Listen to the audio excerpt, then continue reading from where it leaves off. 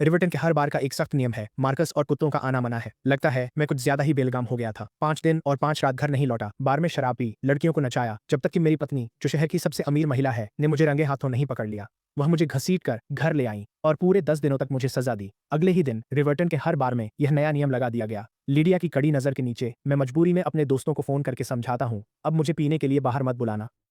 मुझ पर 10 बजे का कर्फ्यू है, ये सोचकर ही मुझे गुस्सा आ रहा है। ये हक किसने दिया? हमने अलग रहने का फैसला किया था। लीडिया फीकी हंसी हंसती है, क्योंकि तुम्हारी ड्रिंक्स मेरे कार्ड पर हैं। दोस्त जोर से हंसता है। भाई, क्या बीवी ने कहा है? मेरा चेहरा लाल हो गया।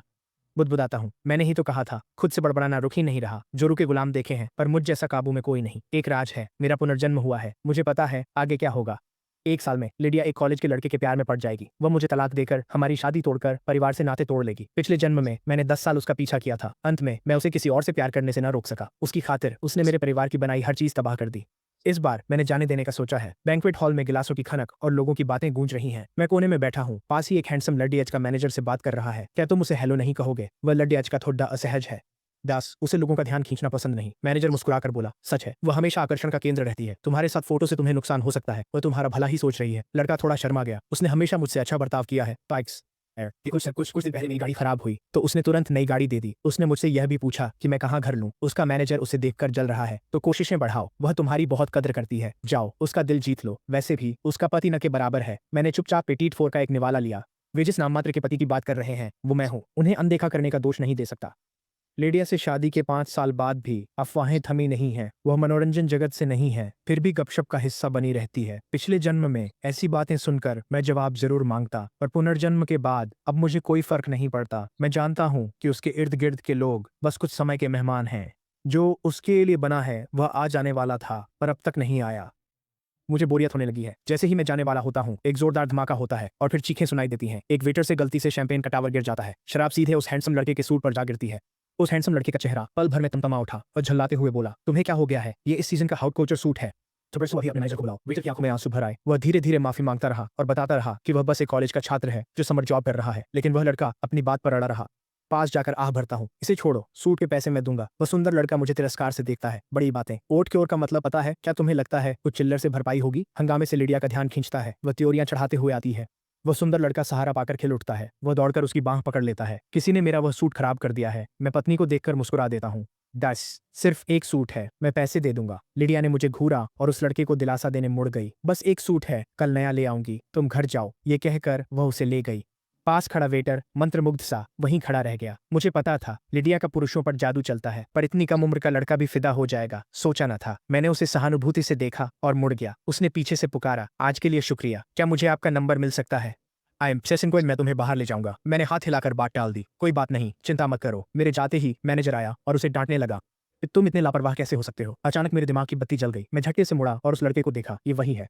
पिछले जन्म में मेरी पत्नी किसी भी हद तक जाने को तैयार थी, यहाँ तक कि उसने तलाक लेने के लिए अपने परिवार से भी रिश्ते तोड़ दिए, सिर्फ एक आदमी को वह हक देने के लिए जो उसके लिए ही बना था, जैन। मेरा और उसका परिवार एक तयशुदा शादी के बंधन में बंधे थे। तलाक से अनगिनत हित जुड़े थे, लेकिन उसे कोई परवाह नहीं थी। वह अपनी बात पर अड़ी थी। उसने एक बड़ी रकम देने का प्रस्ताव भी रखा, लेकिन मैं उस समय हकीकत नहीं देख पा रहा था। मुझे वह चाहिए थी, पैसे नहीं। मैंने उसे 10 सालों तक प्यार किया था।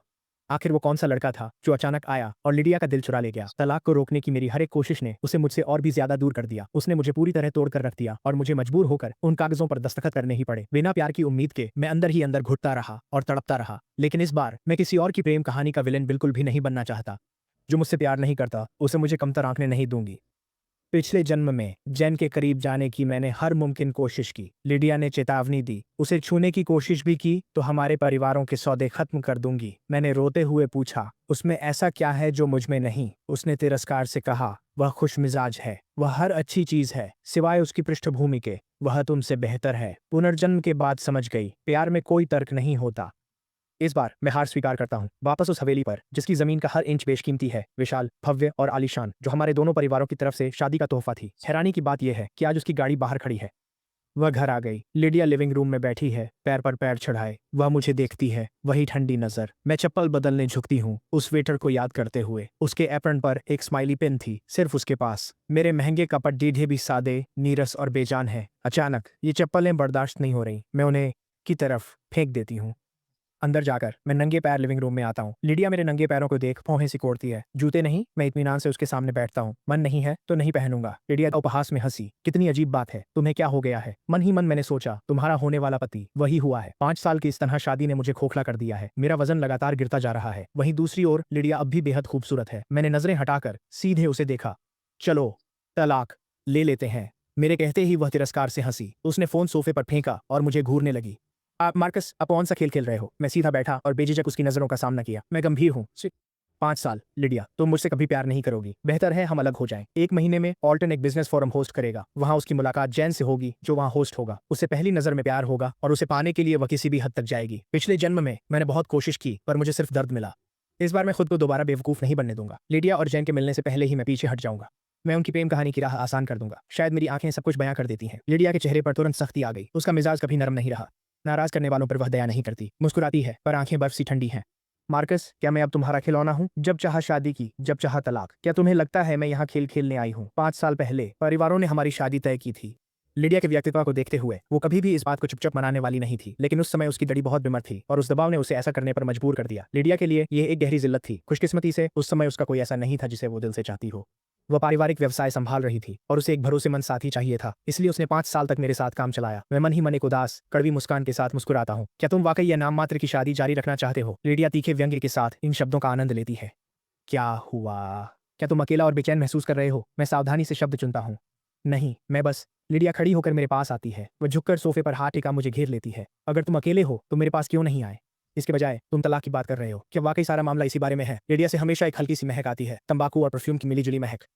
वह कभी मेरे करीब न थी। वह खुशबू बस उसके कोट से महसूस की थी। अब वह खुशबू मुझे घेरे है। उत्साहित होना चाहिए था पर मुझे घुटन हो रही है। मैंने तय कर लिया। मैंने कहा नहीं, मैंने अकेले रहने का समझौता बहुत पहले किया था। लिडिया सीधी खड़ाड़ी हुई। सच? उसे मुझ में दिलचस्पी न थी। वो बस मुझे असहज करने को था। वो मुझे नीचे देखती है। आवाज फिर ठंडी हो गई। पता है, आज हमारी 5वीं सालगिरह है। मुझे इसे मनाने में कोई दिलचस्पी नहीं। क्या इसे तलाक का बहाना बना रहे हो? रहने दो। मैं खरगदा होता हूँ और उसकी आंखों में देखता हूँ एक ऐसी सालगिरह जिसे हमने कभी नहीं मनाया। तो अब इंतजार करने का कोई मतलब नहीं है। जरा सोचो, तुम्हारे लिए मेरी उपयोगिता लगभग खत्म हो चुकी है। मुझे रखने से कहीं ज्यादा तुम्हें अपनी आजादी प्यारी है ना? यह कहकर मैं बिना मुड़े बेडरूम की ओर चला जाता हूँ। दरवाजा जोर से बंद होता है। फिर इंजन की गूंज सुनाई देती है। लिडिया जा चुकी है। इस बार मुझे अजीब सी शांति महसूस हो रही है। फोन बजता है। यह मेरा दोस्त जेसन है। मार्क्स, बाहर आओ, इंपीरियल क्लब चलते हैं। शादी के बाद से मैं कम ही बाहर निकलता हूँ। जेसन 10 बार बुलाता है तो 9 बार मना करता हूँ। इस बार मैं तुरंत मान गया। चलो। दूसरी तरफ सन्नाटा छा गया। आज तुम्हारी सालगिरह है। क्या तुम सच में बाहर आना चाहते हो? मैंने दृढ़ता से कहा। सालगिरह कोई अंतिम संस्कार नहीं, मैं आ रहा हूँ। अलमारी खंगालने में 10 मिनट लगे। मैंने काला स्लिम कट सूट चुना जो मुझ पर खूब जंच रहा था। ये मैंने लिडिया को दिखाने के लिए ही खरीदा था। उस महीने वह घर नहीं लौटी। मुझे बस एक ही बात अच्छी नहीं लग रही है कि मैं आजकल कितना दुबला हो गया हूँ। मैं तैयार होता हूँ, थोड़ा सा टचअप करता हूँ और सीधे क्लब के लिए निकल जाता हूँ। इंपीरियल क्लब ऑल्टन के सबसे मशहूर मनोरंजन स्थलों में से एक है। मैं तशुदा बार में जेसन और बाकी लोगों से मिलता हूँ। जेसन दोनों हाथों से मेरा हाथ थाम कर खिलखिलाता है। देखो कौन आया है। आज तो दर्शन दुर्लभ थे। कुछ ड्रिंक्स के बाद मजाक मस्ती शुरू। मार्क्स, अगर तुम फिर हमें छोड़ दिया देते तो मुझे शक होता कि 5 साल पहले वाली वो शादी थी या जनाजा। जेसन मजाक में मेरा हाथ पकड़ डालता है जैसे मेरी आंखें खोल रहा हो। घर पर कैंडल लाइट डिनर क्यों नहीं? मुझे अंदाजा लगाने दो। क्या लिडिया ने फिर तुम्हें तंग किया? मैं उसका हाथ झटक देता हूँ। बस करो, बाल खराब हो रहे हैं। ये मेरे सबसे करीबी दोस्त हैं। पिछली जिंदगी में जब लिडिया के जैन के जुनून ने मेरा परिवार तबाह किया तब इन्होंने ही मेरी मदद की थी। मुश्किलों में बना वो रिश्ता मैं कभी नहीं भूली। इसलिए मैंने उन्हें तलाक की बात बता दी। वे कुछ पल खामोश रहते हैं फिर तीनों तालियां बजाने लगते हैं। मार्कस के प्यार के जुनून से आजादी की खुशी में आज रात हम तब तक पिएंगे जब तक गिर ना जाए। बच और डाउदर साइड शीजन चीयर्स। मैं भी चिल्लाया मानो देख पा रहा था। तलाक की आजादी, सामने नई जिंदगी। अतीत का दुख बहुत दूर लग रहा था। ड्रिंक्स के साथ सब बेबाक होते गए। जेसन ने कंधे पर हाथ मारा। मार्क्स, देख, कोई पसंद है क्या? शर्माओ मत, कर डालो। लिडिया रोज नई नई अफवाहें फैला रही है। हमें इस मोर्चे पर उसे जीतने नहीं देना है। शराब के नशे की धुंध में मेरी नजरें इधर उधर भटक रही थीं। पता है, बात तो सही है। मेरी नजर एक लंबी और छरहरी काया पर जाकर टिक गई।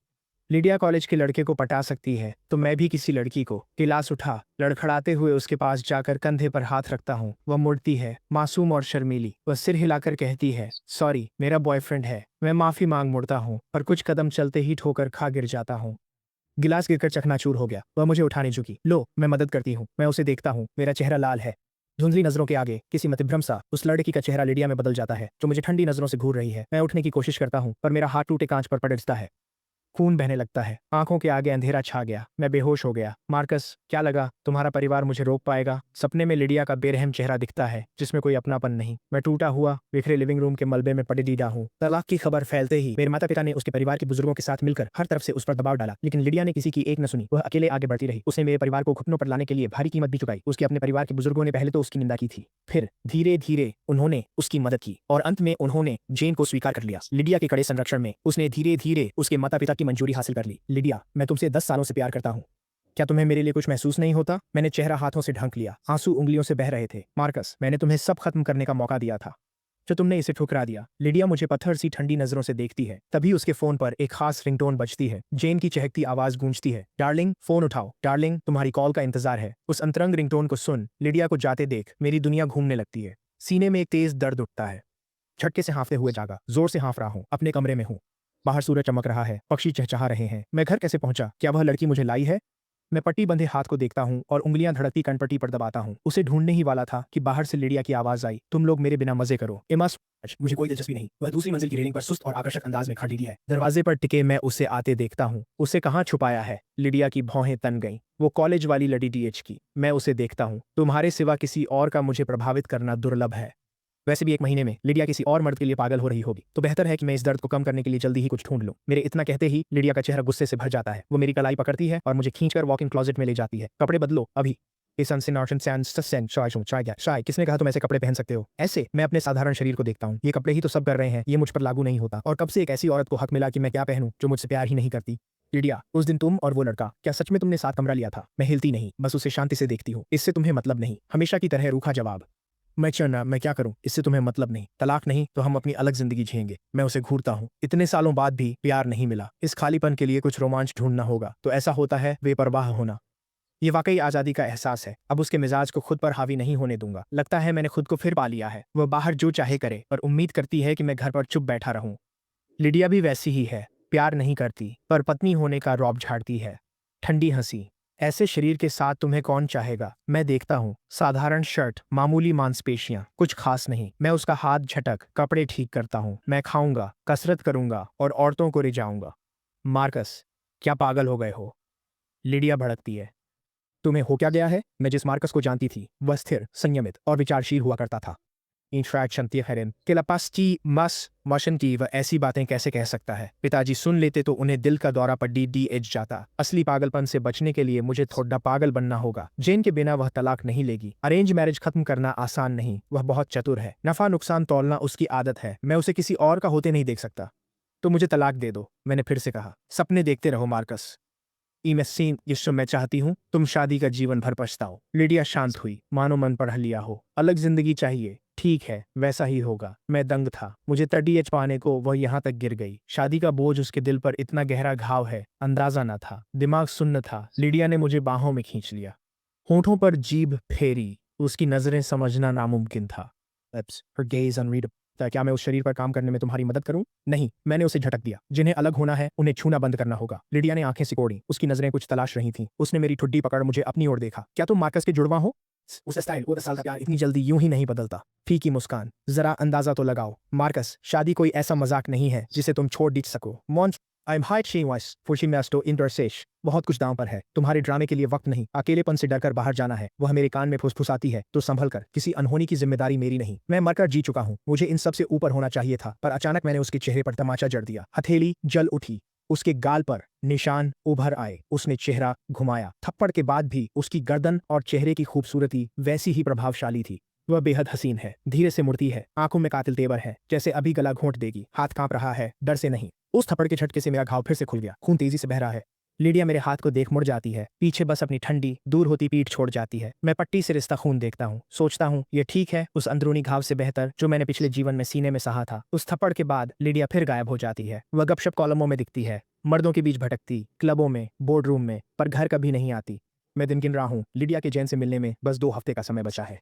मैं रोजाना उस कॉफी शॉप पर जाने लगा हूँ। वहां बैठकर ब्लैक कॉफी पीते हुए मैं उसे घंटों काम में डूबा हुआ देखता रहता हूँ। उसकी हर छोटी बड़ी हरकत मुझे बेहद लुभाती है। काश मैं एक महिला होता तो शायद मुझे भी उससे बेइंतहा प्यार हो जाता। तभी सहकर्मी ने आकर कहा, जैन देखो तुम्हारी गर्लफ्रेंड तुमसे मिलने आई है। पर लिडिया के सामने तो उसकी यह गर्लफ्रेंड कहीं भी नहीं टिकती। लिडिया की अपार दौलत और रुतबा ही उन दोनों को अलग कर देगा। पिछले जन्म में भी जैन से मिलते ही उन दोनों का ब्रेकअप हो गया था। कैफे का दरवाजा झटके से खुला। एक लड़की अंदर आई। मैं दंग रह गया। वही कॉलेज वाली। जेन, तुम? ओह, आ गए तुम। जेन किसी बच्चे की तरह खेल उठता है उस लड़की को देख जो उसके लिए केक लाई है। मैं पास ही थी, सोचा तुमसे मिल लूं। तुम्हारे लिए केक लाई हूं। वेंडी की मुस्कान से उसकी आंखें छांसी हो जाती हैं। जैन और उसकी मुस्कान एक जैसी है, जिसे जोड़े की समानता कहते हैं, और लिडिया इसे बर्बाद करने वाली है। कितनी बर्बादी। जैन खुश भी है, चिंतित भी। तुम्हें इसकी जरूरत नहीं थी। पार्ट टाइम काम ही बहुत थका देने वाला होता है। मुझ पर खर्च करने की जरूरत नहीं। मैं मेहनत कर रहा हूँ ताकि तुम्हें ट्रीट दे सकूं। वेंडी कितनी सहजता से मीठा बोलती है। सोचता हूँ लिडिया ने मुझे कभी कुछ नहीं खिलाया, हालांकि मुझे मिठाइयाँ पसंद भी नहीं थी। जैन शिफ्ट पर है, इसलिए वेंडी ज्यादा देर नहीं रुकी। कोने में सिर झुकाए बैठा हूँ। डर है कि वह मुझे उस नशेड़ी के रूप में न पहचान ले जो क्लब में उसके पास गया था। वेंडी के जाते ही बिल चुकाकर खिसक जाता हूँ। रे मुझे देखते ही सर कहता है। थक हार कर घर पहुंचता हूँ। मेरा पुनर्जन्म हुआ है, पर जाल और उलझ गया है। मैं कनपटी रगड़ता हूँ। दिमाग सुन्न है। 100 मीटर भी नहीं हुए थे कि मैंने कहा गाड़ी मुझे चलाने दो। बहाना बनाया कि काफी समय से गाड़ी नहीं चलाई, मन कर रहा है। स्टीयरिंग कसकर पकड़ता हूँ। सामने सड़क देखता हूँ। चौराहे पर वेंडी लाइट पर है। सही मौका देख एक्सीलरेटर दबा देता हूँ। मैंने उसे मारा, वह गिर गई। मुझे माफ करना। मैं घबराहट में कार से बाहर कूदता हूँ और उसे उठाने के लिए दौड़ता हूँ। उसके पैर से बहुत खून बह रहा है। ये कोई मामूली चोट नहीं है। तुम हो? वेंडी मुझे पहचानते हुए दर्द से कराह उठती है।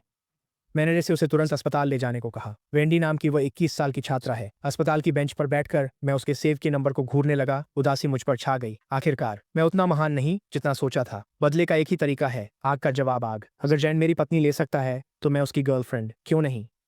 ये सच है कि जैन लिडिया के प्रभाव में बह गया था, लेकिन अंत में उसने इसे स्वीकार कर लिया। अगर उसने अंत तक उसे ठुकराया होता तो शायद मैं खुद पर काबू रख पाती। अपने पिछले जन्म में मुझे लिवर का अंतिम चरण का कैंसर था। मेरे आखिरी दिन अस्पताल के बिस्तर पर बीते थे। तब तक लिडिया और जैन एक दूसरे से अलग नहीं होते थे। मैंने उसे फिर कभी नहीं देखा, मरने से पहले एक बार भी नहीं। मैं वेंडी का सारा मेडिकल खर्च उठाता हूँ और उसकी कमाई के नुकसान व रिकवरी का भी पूरा हर्जाना देता हूँ। अस्पताल में रहने से उसका पार्ट टाइम काम तो पक्का रुका होगा। मैं बात करने में माहिर हूँ। आधे दिन के भीतर मैंने उसके बारे में वो सब जान लिया जो मुझे जानना था। एक साधारण परिवार, माता पिता दोनों जीवित हैं, छोटा सा कारोबार चलाते हैं और मिडिल स्कूल में एक छोटा भाई है।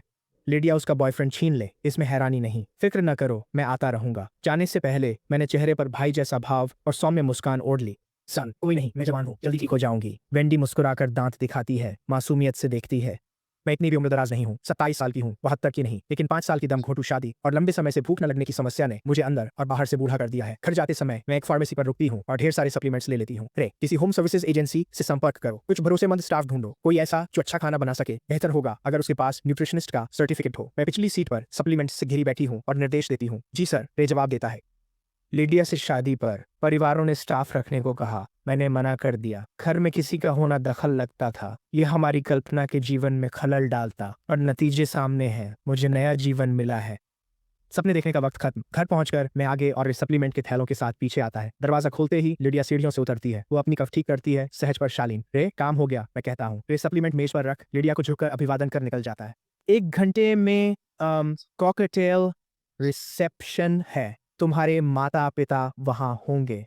मैं तैयार हो जाओ और मेरे साथ चलो। लिडिया ने सप्लीमेंट्स की तरफ देखा तक नहीं। उसने हमेशा की तरह बेरुखी से आदेश दिया। वह मुझे तभी साथ रखती थी जब मैं काम की होती थी। पुनर्जन्म के बाद से मैं अपने माता पिता से मिलने नहीं गया हूँ। ऐसा नहीं है कि मैं कोई बुरा बेटा हूँ, लेकिन पिछले जन्म में जो कुछ भी हुआ उसके बाद मुझे उनका सामना करने में अब भी शर्म आती है। मुझे थोड़ा डर भी लग रहा है। ठीक है, मैं ऊपर जाता हूँ। पिछले 2 हफ्तों में मैं खाली नहीं बैठा था। मैंने पूरी तरह से नए कपड़े खरीदे हैं। अलग स्टाइल, अलग कट, पहले जैसा कुछ भी नहीं।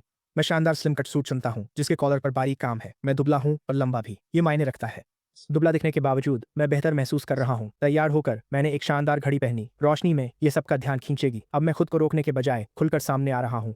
लिडिया नीचे फोन पर है। मेरे सीढ़ियों से उतरने की आहट उसे सुनाई देती है, पर वह मुझे देखती तक नहीं। परवाह नहीं मुझे। मैं कार के पास जाकर अकेले इंतजार करता हूँ। कुछ मिनटों बाद वह बाहर आती है। उसकी गाड़ी में बैठने से लेकर हमारे चलने तक उसने एक बार भी मेरी तरफ नहीं देखा। पूरे रास्ते हमने एक दूसरे से एक शब्द भी नहीं कहा। वह गाड़ी चला रही है, मैं फोन देख रहा हूँ। वेंडी का नंबर सेव कर मैं उसका हाल पूछ रहा हूँ। वेंडी, कैंटीन का खाना पसंद नहीं तो बाहर से मंगवा दूं? वह कहती है, नहीं, मैं ठीक हूँ। मैं तुम्हारे सप्लीमेंट्स लाना भूल गया। कल मिलने आऊंगा तो कुछ ले आऊंगा। वेंडी बोली, इतनी तकलीफ करने की जरूरत नहीं है। ये शिष्टाचार नहीं। मैंने ही तुम्हें अस्पताल पहुंचाया था। शर्माओ मत। इस जरूरत हो तो बताना। वेंडी और जैन एक ही बैकग्राउंड के हैं। लिडिया ने जैन के आगे अमीर लड़की का नाटक किया तो मैं वेंडी के लिए अमीर बन सकता हूँ। उस नजरिए से देखें तो यह बात बिल्कुल सही है। ऐसा लगता है जैसे दिल की धड़कनें थम सी गई हों। तभी लाल बत्ती पर कार आकर रुक गई। लिडिया ने तिरछी नजरों से मेरी तरफ देखा। बदलाव को भांपते हुए उसने कहा, सच कहूं तो यह सूट तुम पर बिल्कुल भी अच्छा नहीं लग रहा है। क्या तुम्हें वो फिल्मी सीन याद है जहां आदमी औरत को दंग कर देता है? सब कोरी कल्पना। मैंने फोन रखा और कॉलर ठीक की। सच, कोई मौजूदगी नहीं। उसका वह इशारा उसके चेहरे पर फिर तलखी लाने को काफी था। मार्कस, थोड़ा संभल कर नहीं रह सकते? क्यों? मैं उसे देखता हूँ। परसों से खुद को संभाल ही रहा हूँ। इसे क्या हासिल हुआ? जब आप एक बार मर चुके होते हैं तो चीजें इतनी भारी नहीं लगती। कैद रहने से बेहतर है खुलकर सांस लो, अपनी हकीकत मत भूलो। अब आवाज सख्त है। पति न मानकर भी वह उम्मीद करती है कि इसी शीर्षक से जियो। मैं खिड़की की ओर मुड़कर चुप रहता हूँ। कभी उसकी चंद बातें ही मेरा दिन बना देती थीं। मैं कुछ कहने को शब्द ढूंढता रहता था। बस बहुत हुआ। रिसेप्शन में हम थोड़ी देर जोड़े का नाटक करते हैं। कुछ बिजनेस पार्टनर्स से बात कर मैं शांत जगह अकेले बैठ जाता हूँ। किस्मत देखिए, मेरे बगल में विंसेंट आकर बैठता है, वही जो लिडिया के साथ होटल रूम को लेकर चर्चा में था। विंसेंट, यहाँ अकेले क्यों? एक आदमी पास आकर पूछता है। बस आराम कर रहा हूँ। What you just fired, Kishar, Hadasan, Hysen, Stuart Tyler, यहाँ मेरे पास बैठो। विंसेंट की आवाज बहुत सुरीली है। लिडिया को सुरीली आवाज वाले मर्द पसंद हैं। जेन और उसके सभी प्रेमी ऐसे ही हैं। वे मेरे पास ऐसे बातें करने लगे जैसे मैं वहां हूं ही नहीं। टाइलर विंसेंट को चिढ़ाता रहता है। तुम्हारी लिडिया वहीं तो खड़ी है, जाकर हेलो क्यों नहीं कह देते? शुरू मत हो, वह मेरी बॉस है और शादीशुदा है। विंसेंट ने नाराजगी भरी नजरों से देखते हुए कहा। उसका पति? उसका तो कोई अता पता ही नहीं है। उसे देखे हुए जमाना हो गया है और सब जानते हैं कि आजकल वह तुम्हारे सबसे करीब है। मैंने सुना है कि वह तुम्हारे लिए एक नया घर खरीद रही है। टाइलर ईर्ष्या से। वो मुझ पर कुछ ज्यादा ही मेहरबान हो रही है। विंसेंट गर्व से। पता नहीं इसकी क्या वजह है, शायद मेरी किस्मत ही बहुत अच्छी है। लिडिया तो हर किसी के लिए बहुत उदार है, बस अपने पति को छोड़कर। जिनसे भी उसका नाम जुड़ा, ब्रेकअप के बाद सब उसकी तारीफ ही करते हैं। तभी मेरे माता पिता आ गए। मुझे अकेले देख हुए पूछते हैं, मार्कस, लिडिया कहाँ है? साथ क्यों नहीं? लिडिया का नाम सुनते ही विंसेंट और टाइलर मुझे घूरते हैं। उनके चेहरे देखने लायक होंगे। मैं खड़ा होकर माँ का हाथ थामता हूँ और मुस्कुराता हूँ। उसके साथ क्या मजा, वहां तो बस बिजनेस की बातें होती हैं। जब मैं आप दोनों के साथ समय बिताना ज्यादा पसंद करूंगा। मेरी माँ मुझे हैरानी से देखती है। सालों हो गए हैं जब मैंने उनके साथ इतनी खुलकर प्यार जताया हो। तुम दोनों बातें कर लो। मैं जाकर ओल्ड चिन और बाकी लोगों को ढूंढता हूँ। मेरे पिता हमेशा की तरह सीधे साधे कुछ भी नहीं समझ पाए। वे खुशी खुशी अपने दोस्तों को ढूंढने निकल पड़े। विंसेंट ने आखिरकार मुझे पहचान लिया। उसका चेहरा गुस्से से लाल और फिर पीला पड़ गया। उसकी आंखों में नफरत साफ झलक रही थी। मैं अपनी माँ के साथ बैठ गया और बातें करने लगा। सच कहूं तो मैं आना नहीं चाहती थी। उसी ने जबरदस्ती साथ बुलाया। कितना बोरिंग है। अरे बच्ची, ये जरूरी काम है। बोरिंग क्या होता है? मेरी माँ मेरा हाथ पकड़कर डांटती है, पर उनका लहजा लाड प्यार भरा है। मेरी नजर विंसेंट पर पड़ती है। मैं बेपरवाही से बोलती रहती हूँ, पर सच में ये बोरिंग है। वैसे माँ, मैंने जैसे घरेलू स्टाफ रखने को कहा है। बॉडी बनानी है, दुबला हूं मैं, ज्यादा खाना और वर्कआउट करना होगा। विंसेंट अपने होंठ काटता है। खुद को संभालने के लिए साफ तौर पर संघर्ष कर रहा है। ये पहले होना चाहिए था। तुम दोनों इतनी बड़ी जगह में रहते हो, तुम अकेले इसे कैसे संभालते हो? मेरी माँ ने पूरे दिल से हामी भरी। मैं तो बस हम दोनों की अपनी एक छोटी सी दुनिया चाहती थी, लेकिन अब मेरा मन भर गया है। मैंने उन शब्दों को थोड़ी अस्पष्टता के साथ हवा में ही छोड़ दिया। लिडिया की जिंदगी में विंसेंट बस एक मामूली साया है। जेन जैसा नहीं, तुलना हो ही नहीं सकती। विंसेंट अचानक उठकर तेजी से चला जाता है। टाइलर मेरे पीछे है, शायद वह भी असहज है। रिसेप्शन के बाद मैं लिडिया के साथ नहीं लौटना चाहती। मैं अपने असली घर जाकर माता पिता के साथ कुछ दिन बिताना चाहती हूँ। मैं जा रही हूँ, लिडिया कहती है। उसे परवाह नहीं कि मैं कहाँ जाती हूँ, बस मैं उसे शर्मिंदा न करूं। पिताजी दोस्तों के साथ जोश में मशगूल हैं, बेखबर। रिसेप्शन खत्म हुआ। माँ ने चाबी दी और पार्किंग में इंतजार को कहा जब तक वो पिताजी को लाती हैं। मैं गैरेज गई। पिताजी की कार के पास पहुंचते ही मैंने लिडिया और विंसेंट को बहस करते देखा। विंसेंट परेशान होकर उसकी जैकेट पकड़े हुए था। तुम मेरे लिए बहुत अच्छे रहे हो। क्या ये सब झूठ था? यकीन नहीं होता। जो मानना है मानो, मेरे रास्ते से हटो। लिडिया झटके से जैकेट छुड़ाती है। वो ऐसी ही है, एक बार किनारा कर ले तो फिर पीछे मुड़कर नहीं देखती। एक अपार्टमेंट्स, और विंसेंट को यकीन हो गया कि वही सही है। उसने मुझे तिरछी, अधीर और तिरस्कार भरी नजरों से देखा, मानो तमाशा मैंने खड़ा किया हो। मैं तुरंत कार में बैठ दरवाजा लॉक कर लिया। माता पिता का इंतजार न होता तो मैं कब का वहां से निकल चुका होता। मुझे इस तरह पीछे हटते देख उसे न जाने क्या हो जाता है। वो सीधे मेरी तरफ आती है। वो खिड़की खटखटाती है। मैंने उसके होंठ पर है, बाहर निकलो। मैंने भौहें सिकोड़ देकर मना किया। तभी उसका फोन आया। मार्कस, कार से बाहर निकलो। अच्छा, तुम दोनों के बीच क्या चल रहा है? मुझे इससे कोई दिलचस्पी नहीं। कांच के उस पार मेरी नजरें उसकी गुस्से से दहकती आंखों से मिलती हैं। मैंने सब सोच लिया है। अगर जेन से मिलने से पहले तलाक न मिले तो मैं इंतजार करूंगा। वो खुद बात करे तो मैं तुरंत मानकर कंपनी का हिस्सा लेकर अलग हो जाऊंगा। नो दिस आज एंड वो नहीं है। पिछले जन्म में जेन के पीछे भागते हुए उसे 1 साल लगा था, तब जाकर उसने तलाक मांगा था। उसने उसी समय परिवार को सच बता दिया। मैंने मना कर दिया। 1 साल की जद्दोजहद और उम्मीदों के बाद मैं हार गई। पुनर्जन्म के बाद बदला लेने की ये कोशिश अब बस एक खोखला जुनून है। पिछला जीवन एक सपना लगता है और ये त्रासदी से पहले की हकीकत है। मैं किसी बुरे सपने को अपनी जिंदगी बर्बाद नहीं करने दूंगी। बाहर निकलो। लिडिया गुस्से से आग बबूला है। शायद उसने मुझे कभी ऐसे मना करते नहीं देखा। विंसेंट रोते हुए वापस आता है। उसकी जैकेट पकड़कर नहीं छोड़ता। आखिर वो एक सेलिब्रिटी है। वह इतनी बेताबी से क्यों चिपका है? मुझे खुद का ही एक रूप दिख रहा है। मैं किसी को परख नहीं सकता। लिडिया मुझे घूरती है, फिर विंसेंट का हाथ पकड़ कार की ओर खींच ले जाती है। मैं उसकी कार को ओझल होते देखता हूँ। मैं लंबी सांस लेता हूँ। माता पिता के लौटने तक मुझे नींद आने लगती है। तुम्हारी बातें खत्म ही नहीं होती। मार्कस इंतजार में सो रहा है। चलो भी, वह दक्षिण वाला प्रोजेक्ट है। अप्रूवल में कुछ दिक्कतें आ रही हैं। हमें इस बारे में ठीक से बात करनी थी। मेरे पिता ने अपनी सीट बेल्ट लगाते हुए जवाब दिया। मैं पीछे बैठा ऊँग रहा हूँ और अपने पिछले जीवन के एक और सपने में खो जाता हूँ। ऐसा लगता है जैसे ब्रह्मांड को डर है कि मैं भूल जाऊंगा कि मैं किन हालातों से गुजरा हूँ। ये मुझे नींद में बार बार वहीं वापस भेज देता है। मुझे ब्रेस्ट पोर्क खाना है। मैंने उनकी बाहें थाम ली और सट गई। माँ का साथ ऐसा ही होता है, सुरक्षित और सुकून भरा। पिछले जन्म में मरते वक्त मेरे माता पिता अस्पताल में बिलखते रहे, पूरी तरह टूट गए। वे रातों रात बूढ़े और बेहाल हो गए। इस वक्त तुम्हें अभी ब्रेस्ट पोर्क बनवाना है मेरी लिए? माँ ने मजाक में मुझे हल्का थप्पड़ मारा। आज क्या हुआ? लिडिया से झगड़ा हुआ? वैसे भी घर कमाते हो। क्या मैं प्यार में पागल मूर्ख जैसा लग रहा था? मैं मुस्कुराया। अब से मैं एक अच्छा बेटा बनूंगा। सब जानते थे कि लिडिया के लिए मेरी भावनाएं एक तरफा थीं। ये सुनकर माँ हैरान रह गई। पिता ने लगभग कार का संतुलन खो दिया। पिता ने पूछा, क्या अब लिडिया पसंद नहीं? पसंद है, मैंने कहा, पर उसे जाने देना होगा। मैं उसे रोक नहीं सकता था, वह कभी मेरी थी ही नहीं। वह जेन की है, युवा, होनहार और खूबसूरत। पापा, शादी को 5 साल हो गए। अब प्यार का मतलब क्या? मुझे उसके इर्द गिर्द घूमने के बजाय कुछ और करना है। सही कहा, लिडिया हमेशा चर्चाओं में रहती है, जो मुझे कभी पसंद नहीं आया। पहले पिता मेरी भावनाओं का सम्मान करते थे, पर अब वे सब कुछ कह रहे हैं जो उन्होंने दबा रखा था। घर पहुंचते पहुंचते रात हो गई। मैं नहाकर बिस्तर पर गिर गया। मुझे नहीं पता कि मैं कितनी देर सोया। माँ ने दरवाजा खटखटाया। मैंने आधी नींद में जवाब दिया, क्या है? क्या तुमने नहीं कहा था कि तुम्हें ब्रेस्ट पोर्क चाहिए? मैंने कुछ बनाया है, वापस सोने जाने से पहले थोड़ा खा लो। ये कहते हुए वह मेरी तरफ देखती है। मैं झटके से जागता हूँ, उठकर बैठता हूँ और कुछ पल शून्य में ताकता हूँ। फिर आंखें गर्म होती हैं और रोकने से पहले ही आंसू बह निकलते हैं। पुनर्जन्म के बाद से मैं कभी नहीं रोया। पुराने बुरे सपने मुझे झकझोर कर जगा देते थे। मैं इस दर्द के प्रति बहुत पहले ही सुन्न हो चुका था। अब मुझ पर किसी का असर नहीं होता। पर माँ ने आधी रात को ब्रेस्ट पोर्क बनाया और मैं खुद को रोक नहीं पाया। अरे क्या हुआ बच्चे? लिडिया ने जरूर कुछ गलत किया होगा। मैं कल उनसे जवाब मांगने जाऊंगी। मैं झटके से उठकर माँ को गले लगा लेती हूँ। लिडिया बेकसूर है, मैं बस परेशान हूँ। आप बहुत अच्छी हैं। मैं उन्हें कसकर पकड़ लेती हूँ। मेरी आवाज भर आती है। उसने वास्तव में मेरा कोई बुरा नहीं किया है। मैंने जो कुछ भी सहा वह मेरी अपनी ही गलती थी। वह एक ईमानदार खलनायक है, मैं तो बस एक मूर्ख प्रशंसक था। मेरी माँ धीरे से मेरी पीठ थपथपाती है और एक लंबी गहरी आह भरती है। मैं उनका इकलौता बेटा हूँ। वह मुझे किसी और से बेहतर जानती है। मैं आसानी से रोने वालों में से नहीं हूँ। जब तक कोई असली दुख न हो, आंसू नहीं आते। तो क्या तुम अभी भी ब्रेस्ट पोर्क खाओगे? वह पूछती है। इन परीक्षण मेरा बहुत मन कर रहा था। मैंने अपनी आंखें पोंछी और बिस्तर से बाहर निकली। अभी भी थोड़ी नाक बह रही थी। मैंने उसका हाथ पकड़ा और हम साथ में नीचे गए। मेरे पिताजी पहले ही सो चुके हैं। डाइनिंग टेबल पर हम दोनों ही थे। भुना हुआ पोर्क बहुत खुशबूदार और लजीज है। मैं झटपट कई टुकड़े खाता हूँ। सालों से कुछ नहीं खाया। पेट फूल कर दुखता है, जी मिचलाता है। माँ पीठ थपथपाती हैं। इतनी जल्दी क्यों खा रहे हो? पेट भरा होने के कारण तुम पूरी रात जागते रहोगे। मुझे बहुत भूख लगी थी। मैं झेंप कर हंस दिया। पिछली बार मैंने इतना खाना अपनी ग्रेजुएशन डिनर पर खाया था। जेसन और बाकी दोस्तों के साथ मैंने खूब जश्न मनाया था। फिर मेरी शादी लिडिया से हो गई और दुबला रहने के लिए मैंने खाना बहुत कम कर दिया। मैं भूख हो तो भी धीरे खाओ। 80% पेट भरते ही रुक जाओ, माँ प्यार से कहती हैं। मैं उसकी बाह के सहारे झुककर मुंह फुला लेती हूँ। माँ, आज रात जागना, मुझे काम और जिंदगी के सबक सिखाना। वह तुरंत मान जाती है। अगली सुबह मैं बरसों बाद हल्का महसूस करते हुए जागती हूँ। पेट भरा हुआ, भरपूर नींद। नाश्ता कर मैं अस्पताल के लिए निकल पड़ती हूँ। वेंडी फोन में स्क्रॉल कर रही थी। हाथ टूटा नहीं था, पर सॉफ्ट टिश्यू बुरी तरह डैमेज थे। टांके, मोटी पट्टी और हिलने में तकलीफ थी। उसने ऊपर देखा और मुझे देख चौंक गई। तुम आ गए। मेरे लिए परेशान होने या बार बार आने की जरूरत नहीं है, मैं मुस्कुरा कर कहता हूँ। बिल्कुल करनी है। मैं रे की ओर मुड़ता हूँ। इन्हें अंदर ले आओ। रे सप्लीमेंट्स लाता है और बिस्तर के पास रख देता है। खाने देख वेंडी शर्मा गई। मामूली चोट है, इतनी मेहनत क्यों की? चोट तो चोट है। मैंने पास कुर्सी खींची। उसने पूछा, नाम क्या है? मैंने कहा, मार्कस कहो। ये नाम नया है। मैं उससे 6 साल बड़ा हूँ। वेंडी ने सिर हिलाया। ठीक है। अस्पताल में बातें करने लगा। कॉलेज लड़कियों का नजरिया सरल होता है। वेंडी एजुकेशन 3rd ईयर में है, छुट्टियों पर।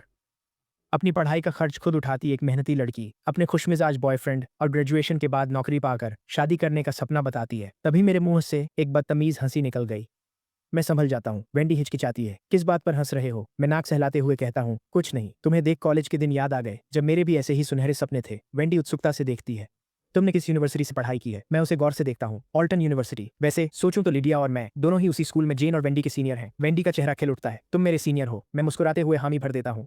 क्या इत्तेफाक है। ऑल्टन देश की टॉप 3 यूनिवर्सिटी में से एक है। यहाँ दाखिला पाने वाले बेहद तेज होते हैं। यहाँ के ग्रेजुएट्स का भविष्य उज्जवल होता है। अमीर न भी बने तो भी आराम से जीते हैं। अगर जन कभी लिडिया से नहीं मिला तो वेंडी का सपना सच होने की पूरी संभावना है। इसलिए हम ऑल्टन यूनिवर्सिटी के बारे में आराम से बातें करने लगे। हम हंस ही रहे थे कि तभी दरवाजा खुला और एक बुलंद आवाज आई, वेंडी, मैं आ गया हूँ। मैं मुड़ता हूँ। जेन के छोटे, सलीके से कटे बाल और उसकी परिपक्वता उस पर खूब झंझती है। उसके लुक्स से जलन नहीं, पर उसकी 20 साल वाली ऊर्जा चुभती है। जब मैं 20 का था तब 3 साल से लिडिया के प्यार में डूबा था। जवानी के बेहतरीन साल एक तरफा प्यार में बर्बाद हो गए, जिसने मुझे तोड़ दिया। जेन को लिडिया का प्यार आसानी से मिल गया, जबकि मैं डायरी में अपना दर्द लिखता रहा। सिर्फ वेंडी के चेहरे पर खुशी और पछतावा। जेन, मैं बताना चाहती थी पर तुम्हें परेशान नहीं करना था। जेन फल लेकर आता है। नादान मत बनो, तुम्हें बताना चाहिए था। मैं कुर्सी जेन को देता हूँ। मुझे कुछ महसूस नहीं हो रहा। आखिरकार मैं जल्द ही उसे अपनी पत्नी सौंपने वाला हूँ। कुर्सी तो मामूली चीज है। जेन मुझे हैरानी से देखता है। सीनियर, क्या ये आप हैं? आप यहाँ क्या कर रहे हैं? मैं जेबते हुए हंसता हूँ। माफ करना, टक्कर मुझसे ही लगी थी। हाल जानने आया हूँ। जेन मुझे और वेंडी को देख नाराज होने के बजाय हंस पड़ा। क्या इत्तेफाक है वेंडी, ये सीनियर उसी जिम में आती है जहाँ मैं।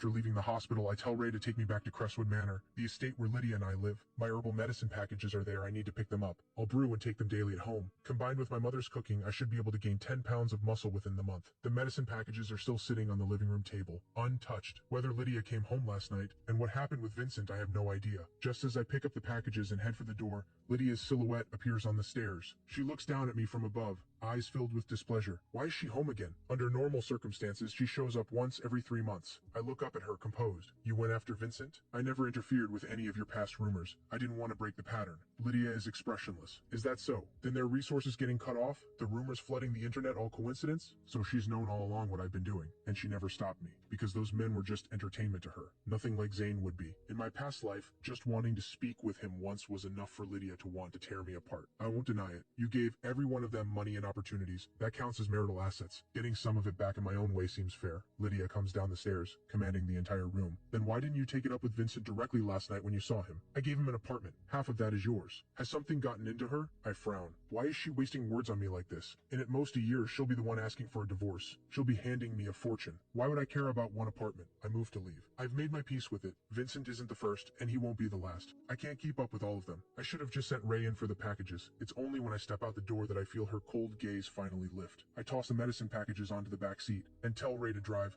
My dad's car is parked right outside the house. The moment he walks in and sees me home, he stares me down and shoves his phone in my face. Look at this mess. I take a look. The headline reads, Rising star Vincent spotted with Lydia. CEO of the Lydia Group both deny any romantic involvement. If there really is something going on between them. It wouldn't be a romance, it'd be an affair. I hand the phone back to my dad and try to calm him down. Come on, it's all made up. You know Lydia, she's a businesswoman. Playing the game comes with the territory. My dad is furious. And you're still defending her? I'm not defending her, I just can't afford to let the old man stroke out over this. I roll up my sleeves. Then let's go teach her a lesson right now. I've got your back, the two of us, father and son, tag teaming. We'll take her down. My dad's face is dark as thunder. But the moment I say that, he breaks into a wide grin. All you ever do is talk nonsense. I hook my arm around his and ease him along. Come on, Dad, don't let it get to you. Think about how much the Lydia Group drives the local economy. Doesn't that put things in perspective? That snaps my dad back to appreciating Lydia's merits. You've got a point. Just recently, she donated a synthetic running track to a school. That counts as giving back to the community.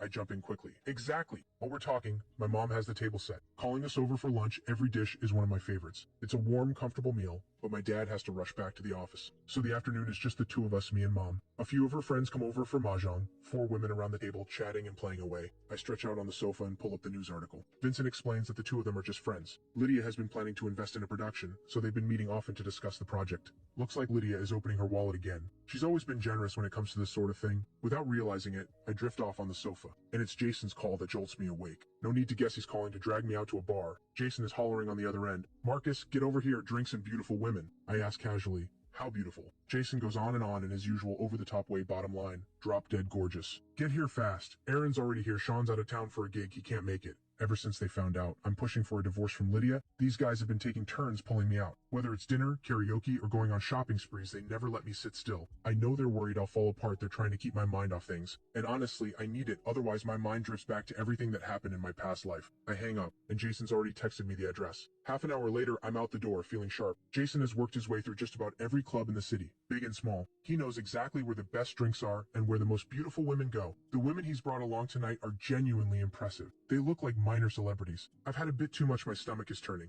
I'm a lost cause, honestly. Surrounded by beautiful women, I find myself quietly comparing every single one of them to Lydia. And beyond the drinking, there's no real spark. Lydia still wins, hands down. Whether it's looks or presence, Lydia is simply in a league of her own. I get up and head for the restroom. Excuse me, nature calls. The woman sitting next to me immediately follows and reaches out to steady me. I don't pull away. Once I'm in the restroom, I'm sick to my core. I rinse my mouth and splash my face before stepping back out. She's still waiting. Can I get your number? She asks, her voice like a hook. What for? If you're lonely, you know where to find me. I lean in close. Then I guess we'll see if I can handle the loneliness. And with that, I turn and walk away. Women like her don't interest me, not even a little. I press a hand to my head. I'm genuinely dizzy. I can't hold my liquor tonight. I'm heading home. If I go home this wrecked, my dad will give me an earful. Aaron stands up too. I'm out as well, got work tomorrow. You can tell work is not exactly his passion. Jason rolls his eyes. It's still early, but if everyone's leaving, there's no fun staying alone. Fine. Let's go. He settles the bill, says his goodbyes to the women, and heads out. We each call a driver. Before we part ways, Jason flashes a sly grin. Marcus, you think Lydia's going to get jealous knowing you're out here tonight? I'm already in the car. I wave him off. Don't even mention her bad luck, see you. He's still laughing at something I can't figure out. I ride off. I tell Ray to drive and close my eyes in the back seat. Just as we're almost home, a sudden brake jolts me awake. I jump. Ray points to a car blocking the road. Sir, I think that's Director Lydia's car. What is Lydia doing parked right in the middle of the only road to my house? I rub my temples. It's fine, Ray. Take my car and head home. Ray turns around and is gone in no time.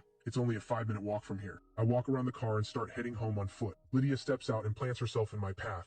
She looks furious, anger flickering behind her eyes. You've got some explaining to do. She shoves her phone in my face. It's a photo of me outside the restroom at the bar, deliberately getting close to that woman, faces nearly touching, looking very much like something is going on. I look closer. Jason posted it, and his caption reads, "Plenty of fish in the sea, my boy Marcus has finally moved on." I accidentally let out a laugh. That actually rhymes. Lydia grits her teeth and snaps my name, her pretty face ice cold. Marcus. I straighten up and fire back. Wasn't it you who said we could both do as we please? Lydia gives a cold laugh. Do as you please, but who told you to let it go public? I almost forgot we share the same social circle. Her friends would have seen that post. A woman's pride can only take so much, especially someone with Lydia's status. No wonder Jason had that sly grin all night. He did this on purpose, just to get under her skin. My head is genuinely spinning. I don't have the energy to argue. Fine. Next time I'll tell Jason to keep it off social media. And with that, I turn to leave. But Lydia grabs my hand hard enough that I feel it in my bones. I let out a pained cry, and without thinking, I snap down and bite her forearm. She's so caught off guard by my reaction that she freezes, letting me hold the bite. Her arm is firm and toned. She finally snaps back, shakes me off, and grabs me by the back of the neck. Are you out of your mind? Lifting me away like a cat by the scruff. There's a perfect bite mark on her forearm. I look at her with dark, quiet eyes,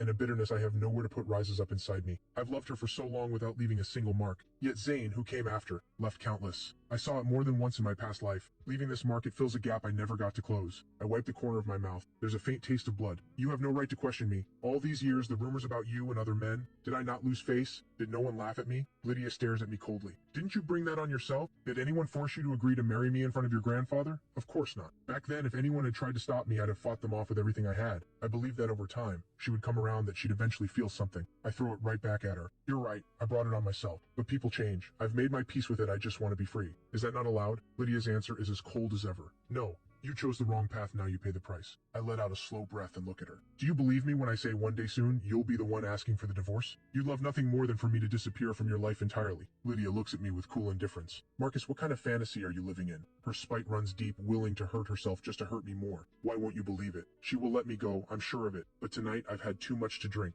I'm going home to sleep. You should go. Lydia grabs me and shoves me into her car. The car pulls away from my house and heads toward Crestwood Manor. I glare at her, restless and irritated. You're taking me the wrong way. I left something behind. She asks flatly. What did you leave? I can barely believe I have to say this. My herbal medicine. Are you dying? I laugh softly. Nothing that dramatic. I'm just too thin trying to build myself up a bit. Something seems to cross Lydia's mind. Her expression darkens. After that, I can't help but start dozing off. I expect Lydia to just leave me to sleep in the car. But when I wake up the next morning, I'm back in my own bed. This is the second time she's carried me to my room. That's not like her at all. My head is pounding. I drag myself to the shower, change clothes, and finally feel somewhat human. But now I'm hungry. Assuming Lydia is gone, I head downstairs to find something to eat. Halfway down the stairs, I spot 2 or 3 people sitting on the sofa, and they all look up at me at once. Lydia is among them, a hand of cards in her grip. The moment she sees me, her expression goes pitch black. Stella shrieks, "Oh my, look away, look away!" I scramble back upstairs in a panic to get dressed, and mentally, I curse Lydia about 800 times. What's gotten into her these days? Has she lost her mind? She keeps showing up at the house every other day. By the time I come back down, the 3 of them have put the cards away and are just talking.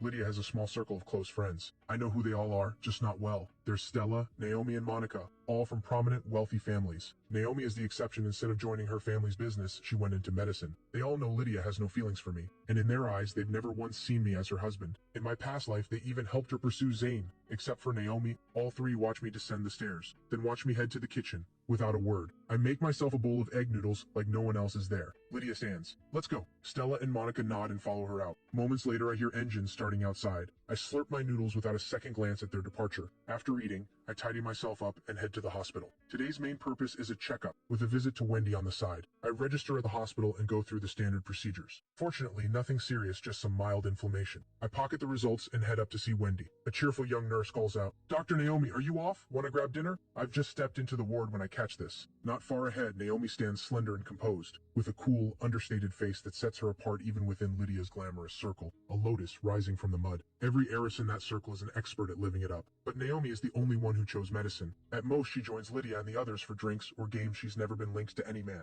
And yet, she ends up absolutely falling for Zane. I move past her and make my way to Wendy's room. To my surprise, Zane is there again. Zane is hand-feeding Wendy. She's eating grapes straight from his hand. Zane laughs bright and easy. "What, I treat you this well and you're still playing hard to get?" Wendy beams like sunshine. "Are you kidding? My Zane is the best. I'm the luckiest girl alive." Her eyes are completely full of him. I clear my throat, cutting through their little moment. Wendy looks surprised. "Marcus, you're back again?" Zane jumps up right away to give me his seat. "Take my seat, Marcus." Up close, Zane's sharp features are even more striking. It suddenly hits me Naomi, just left. I grab Zane's hand without thinking, and pull him out of the room. Zane startles. "Marcus, what's going on?" He follows me as I stride down the hallway. Naomi has already disappeared. I'm a little disappointed. In my past life, it was Lydia who met Zane first, and Naomi only got to know him through Lydia. What if Naomi met Zane first this time? Would things turn out differently? Would he fall for her at first sight the way Lydia did? I let out a quiet sigh and turned to Zane with a calm smile. "Never mind, I was going to introduce you to a doctor very skilled. When Wendy needs her stitches out, she'd be a good one to call." Zane smiles a little embarrassed. "Marcus, you really didn't have to. Wendy's injury isn't serious, and she's tougher than she looks. A few stitches don't faze her. She trained and danced for years. Bumps and bruises are nothing new." I nod. But in the back of my mind, I'm already planning, next time I'll make sure Zane and Naomi cross paths. With Zane right there as her actual boyfriend, I don't have much room to talk to Wendy, so I stay a few minutes and leave. On the way back, I stop at the pharmacy to restock my supply of herbal medicine. Back in the car, I call Ray. "Ray, have you sorted out the housekeepers?" Ray answers, "On it, Marcus, I'm bringing them over now." Half an hour later,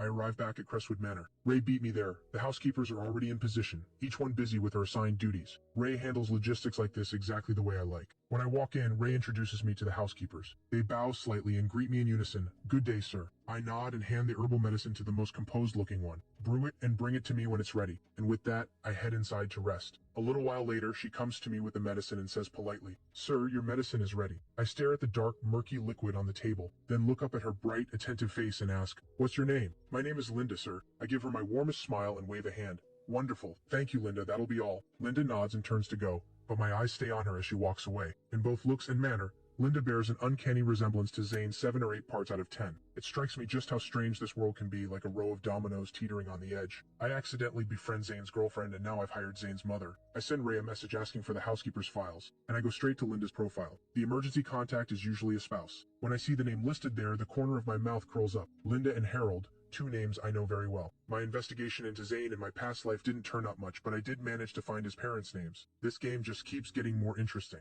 I lift the cup of medicine, blow on it gently, and take a slow sip. The next second, I spit it all out. It's unbearably bitter. Lydia has slipped back in at some point, standing at the entrance changing her shoes. She catches me in the act, and a flash of distaste crosses her eyes. "If you can't stomach it, don't drink it." I wipe my mouth and fire back. "Since when do you care? And why are you back again?" She pulls off her scarf, rough, careless, but somehow effortlessly cool. "This is my home too. Is there a problem with me coming back?" Lydia sits down across from me, expressionless. I nod. "Right, of course." I go back to the medicine, but it's just too bitter. I drink black coffee without sugar every day, and even I can't handle this. Before it even makes it down my throat, it comes right back up, and it splashes right onto Lydia's face and clothes. Her expression drops instantly. She stares at me, ice cold. I'm too stunned by the bitterness to speak. Then I notice the droplets caught in her curled lashes, and I pull out a tissue and press it to her face. That's the last courtesy I have left in me. Lydia grabs my hand and shoves it away. The disgust in her eyes catches me off guard. That familiar ache spreads through my chest in an instant. I keep my composure and toss the tissue aside. Sorry, the medicine is just too bitter. Lydia doesn't answer. She gets up and heads upstairs to change. Just then, Linda comes in. She moves quickly and efficiently, cleaning up the mess. She's more hardworking and more attentive than the others. Once she's done, I say tiredly, Linda, would you start on dinner? Linda nods and gets to work in the kitchen. I pinch my nose and force down the rest of the medicine.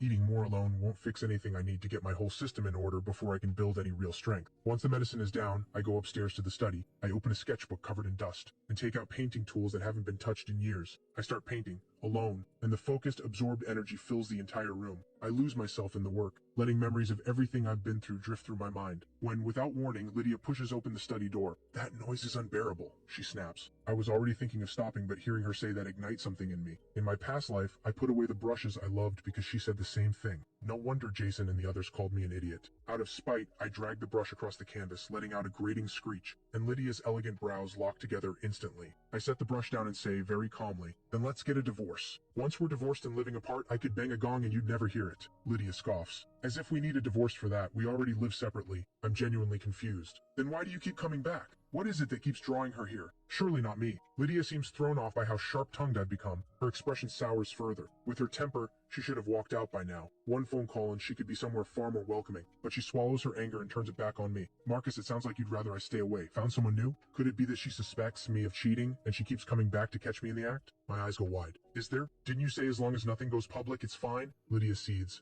You actually dare to cheat on me? I shoot back. Why can I not do what you do? Right as we're at a standoff, Linda's careful voice cuts in. Director Lydia, sir, dinner is ready. I brush past Lydia and head downstairs. I am done punishing my body for her sake. Linda's cooking is excellent, 3 dishes and a soup. Beautiful in every way. I polish off 2 full bowls of rice, catching a glimpse of Lydia heading out the door. I finish the last of my soup and smile warmly. That was genuinely delicious. Linda, cooking like yours, whoever gets to be your family is truly blessed. Linda blushes slightly. You're too kind, sir. It's just simple home cooking. I shake my head. I mean every word. It's really good. Linda's face softens when she mentions her son. My son loves my cooking too. He's always telling me to open a little restaurant, bless him. He makes it sound so easy. My smile dims just slightly. He's not wrong, actually. Sometimes when luck finds you, things fall into place faster than you'd think. In my past life, as I was dying, I wanted nothing more than to see Lydia one last time. But my dad told me he was at the grand opening of his future daughter-in-law's mother's restaurant. He'd gone to cut the ribbon. No time to visit. The restaurant was Lydia's investment. Of course, one of the top 3 in all of Alton, a grand affair. Linda answers me with humble politeness. We're just ordinary people, sir.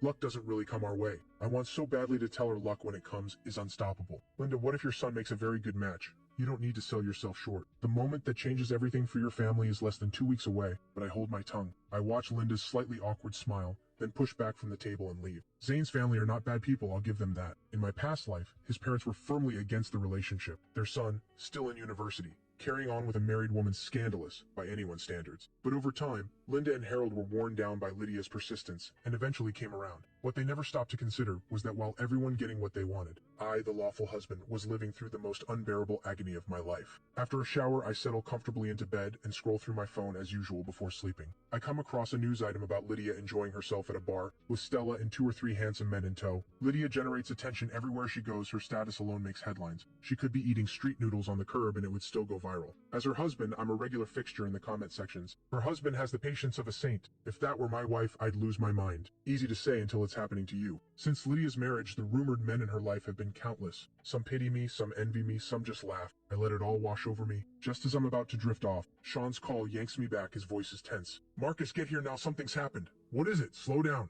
Jason and Lydia are about to throw hands. Get here fast. I've already sent you the address. How did Jason end up in a fight with Lydia? No matter how bad her temper is, she wouldn't get physical with a man. No time to think. I throw on a change of clothes and rush out. By the time I get to the bar, Lydia and Jason have already been moved to a private room. A public scene between people of their profile would have gone straight to trending. Sean pulls me over to Jason's side the moment he sees me. Jason is still fuming, eyes locked on Lydia, like they've been enemies in a past life. Lydia's rage is even colder, radiating a dangerous stillness. Stella stands beside her like a terrified little attendant. Stella glances at Lydia, then at me. Marcus, I'm so sorry your friend got the wrong idea. Those guys were invited by me. They have nothing to do with Lydia. Stella is 4 years younger than Lydia, and this is the first time she's ever called me by that title. Jason jabs a finger at Stella and erupts. That guy had his face practically pressed against hers and you call that nothing? Stella looks like she's on the verge of tears, genuinely frightened. Lydia's sharp gaze sweeps past Jason and lands on me, clearly waiting for me to say something. I pretend not to notice and turn to Jason. Jason, it's fine you're reading into it. Those guys were definitely Stella's guests. Lydia has better taste than that slick pretty boys aren't her type. Anyone watching would think Jason was the one who'd been betrayed. The room goes silent. Jason and Sean stare at me in disbelief. Marcus, are you serious right now? They know about the divorce I've been pushing for, but they never expected me to be this calm about all of this. Jason couldn't hold himself back from going after Lydia tonight, and yet I, who have loved her for over a decade, am completely unmoved. I take Jason by one arm and Sean by the other. Dead serious. Come on, we're leaving. We'll grab a drink somewhere, else my treat. I don't spare Lydia another glance. Stella blinks and nudges Lydia. Lydia, Marcus, and the others just left. Lydia's voice cuts like ice. His title? He doesn't deserve it. Those words reach me clear as a bell just as the door clicks shut. My chest stings just a little, just enough to feel, I don't deserve that title. Save it for Zane. We find a table and the three of us drink. Jason keeps asking me, Marcus, have you really and truly let Lydia go? I nod. That I can say for certain. Jason raises his glass and drains it in one go. That's what I'm talking about. I've always respected you for that. 10 years of feelings, and you let it go just like that takes guts. Sean raises his glass to me as well. Just as the mood picks up, Sean's girlfriend calls to check in on him. His love life is the smoothest of all of ours. They're already talking about marriage. Sean totally whips, stands up immediately. Boys, my girl needs me, I'm out. Jason needles him. What, you're going home to babysit? Sean laughs, tosses back a curse, and vanishes. Once he's gone, I settle the bill and Jason and I part ways. Back at Crestwood Manor, I catch a whiff of myself all alcohol and decide to shower. I push open the bathroom door and a wall of steam hits me. A figure steps out through the mist. I stare at Lydia like I've seen a ghost. 5 years of marriage, and this is the first time I've ever seen her like this. After a few seconds of silence, I say, this is my bathroom. Since we married, I've had the master bedroom whenever she comes home. She takes the guest room or falls asleep in the study. This is the ensuite mine alone. Lydia towels her hair, voice perfectly level. Any objections? I answer honestly. None, actually. You're beautiful, I'm not complaining. Lydia, even if she had nothing to her name, that face alone would still leave men defenseless. She gives me a slow, unreadable look, then steps forward 2 quick steps. I step back 2, shifting to the side. Alright, I need to shower, you should go. Then a hand cups the back of my head. Lydia tilts her chin up and kisses me. A faint trace of mint passes into my mouth. Shock roots me in place. I don't move. When I don't respond, she presses deeper and her skill is undeniable. I have no experience with this. I let her take the lead entirely. Her warmth, the steam, the breathlessness, I'm flushed and sweating before I know it. The atmosphere in the bathroom grows heavier by the second. I try to pull back, she doesn't let me. The new position only closes the distance between us. Maybe I should just let this happen, fulfill what I never got to in my past life. Something in me gives. I close my eyes and begin to respond. A feeling I shouldn't be having stirs to life. And just as I'm about to lose myself, Lydia stops. She lets go. The heat behind her eyes fades. I look at her, disoriented. She lets out a cold laugh. So it was all an act. Weren't you done loving me? She reaches out and carelessly rubs the corner of my lips. Looks like you've just been putting on a show for everyone. Marcus is playing hard to get your new strategy? So this was a test, and she used this to do it. My reason snaps back.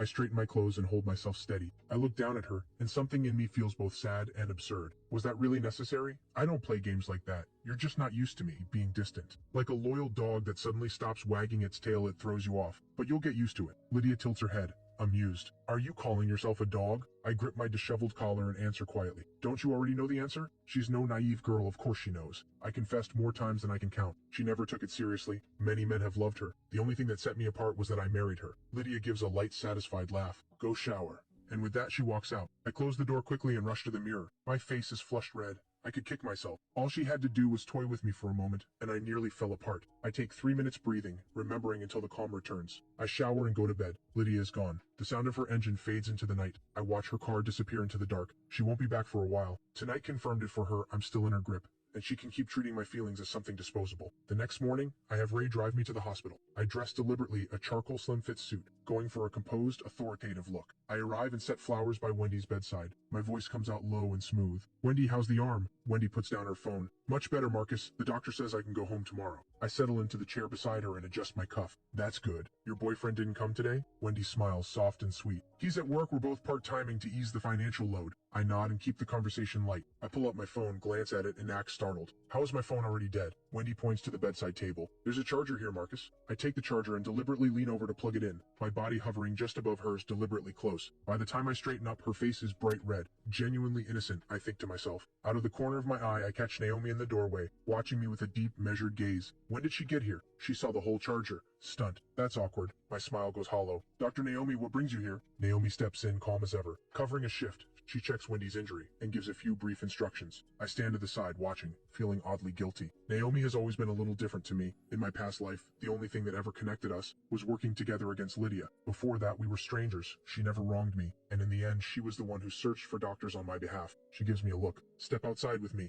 I get up reluctantly. Naomi leads me to her office. The other doctors are gone. It's just the two of us. She flips through patient files without looking up. How are things with Lydia lately? Her dark hair is pulled back simply, revealing the pale line of her neck. The clean angle of her profile, I catch the sharp rise of her nose. I answer vaguely. Same as always. Marriages stagnate, that's why people seek excitement. But the price is usually steep. Naomi's voice is exactly like her, calm and a little distant. I frown. Why haven't you talked to Lydia? Naomi closes the file and finally looks up properly. I have. She doesn't listen. I don't even notice the edge of defiance in my own voice when I say, then neither do I. Something flickers in Naomi's eyes, as if my tone caught her off guard. I pull myself back. You're her closest friend. You know better than anyone what she's been doing all these years. I never argued, never caused a scene, never crossed a line. I've done more than enough. That girl just now, I bumped into her by accident. I came to visit. That's all there is to it. The reason I've changed around Lydia is simple. I want out of this marriage. But I'm not going to lose my composure in front of others, divorced or not. I still have a life to live. Naomi holds my gaze for a long moment, as if she's not entirely convinced. Just then, the other doctors return to the office. Naomi looks away and waves a hand. Right, she can be discharged tomorrow. Somehow, talking to Naomi leaves me feeling more suffocated than talking to Lydia does. With Lydia,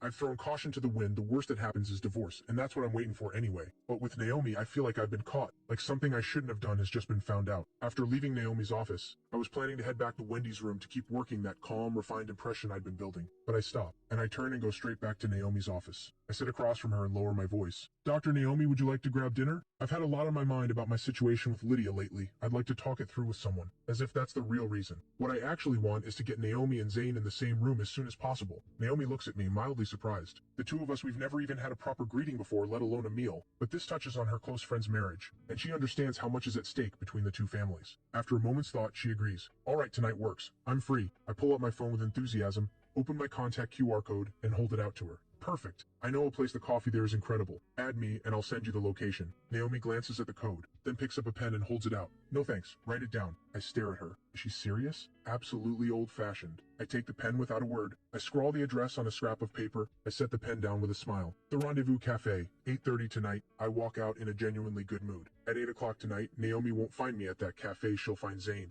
With that in mind, I spend the rest of the day buzzing with anticipation. I can't stop picturing the moment Naomi and Zane come face to face. I decide to go in disguise. I'm not missing this. The only question is, will Naomi fall for Zane on the spot, or will it take time? Around 8 o'clock, I head to the cafe alone. I don't go inside. I peer through the floor-to-ceiling window instead. Sure enough, Naomi is there, seated in the corner by the wall. Isn't that my old favorite spot? Her hair is down, her whole presence cool and a little remote. She sits quietly with her coffee, not even glancing at her phone. Where's Zane? I scan the counter, searching. I look and look, no sign of him anywhere. Instead, it's my own lurking around that catches Naomi's eye. She spots me, stands, and comes out to meet me. Too late to run. Naomi doesn't bother with pleasantries. Marcus, what are you doing out there? Blind? I pull off the wig, feeling deflated. You're a doctor, could you be a little more civil? Honestly, that thing was suffocating. Naomi frowns. You invite me here to talk, then stand outside in a disguise. What exactly is going on? I answer without missing a beat. I'm here, aren't I? I just wanted to check you were actually inside first. Naomi skips the argument, pushes the door open, and gestures for me to get inside. I shuffle in, wig in hand, deeply reluctant. As I pass the counter, I look again carefully. Zane is definitely not here. I ask one of the other staff, where's Zane? He's off today. My face falls. All that anticipation gone. I drag myself over and sit across from Naomi. I order a black coffee out of habit and stare into it. Naomi watches me. Weren't you the one who wanted to talk about you and Lydia? I shrug. Change my mind. Let me get this coffee, then you should head home and get some rest. The words are barely out of my mouth before I feel the chill coming off her. Her gaze is sharp, a match for Lydia's on a bad day. Are you messing with me? She says, flat and cold. I spread my hands. I'm not. I just realized there's not much to say. Everyone already knows I've been in love with her for years. She didn't care before, she doesn't care now, and she's not going to care later. What is there left to discuss? If you really want to help, go talk her into signing the divorce papers. Naomi stares at me without blinking, as if measuring how much of that she believes. Her gaze makes me uneasy. I pretend to study my coffee. Naomi finally speaks. This wasn't an ordinary marriage. Your family's made a deal. I don't need to spell that out for you. Without a serious reason, a divorce isn't going to happen. Lydia won't agree to it. I sigh. You know her well? She says the same thing. Like-minded through and through. Naomi says nothing, just takes a quiet sip. I don't feel like talking anymore. Zane's not here anyway. I'm just a side character, no need to spend extra time with the lead. We sit in silence for 3 minutes, drinking. I get up to pay. Naomi stands too and reaches out to stop me.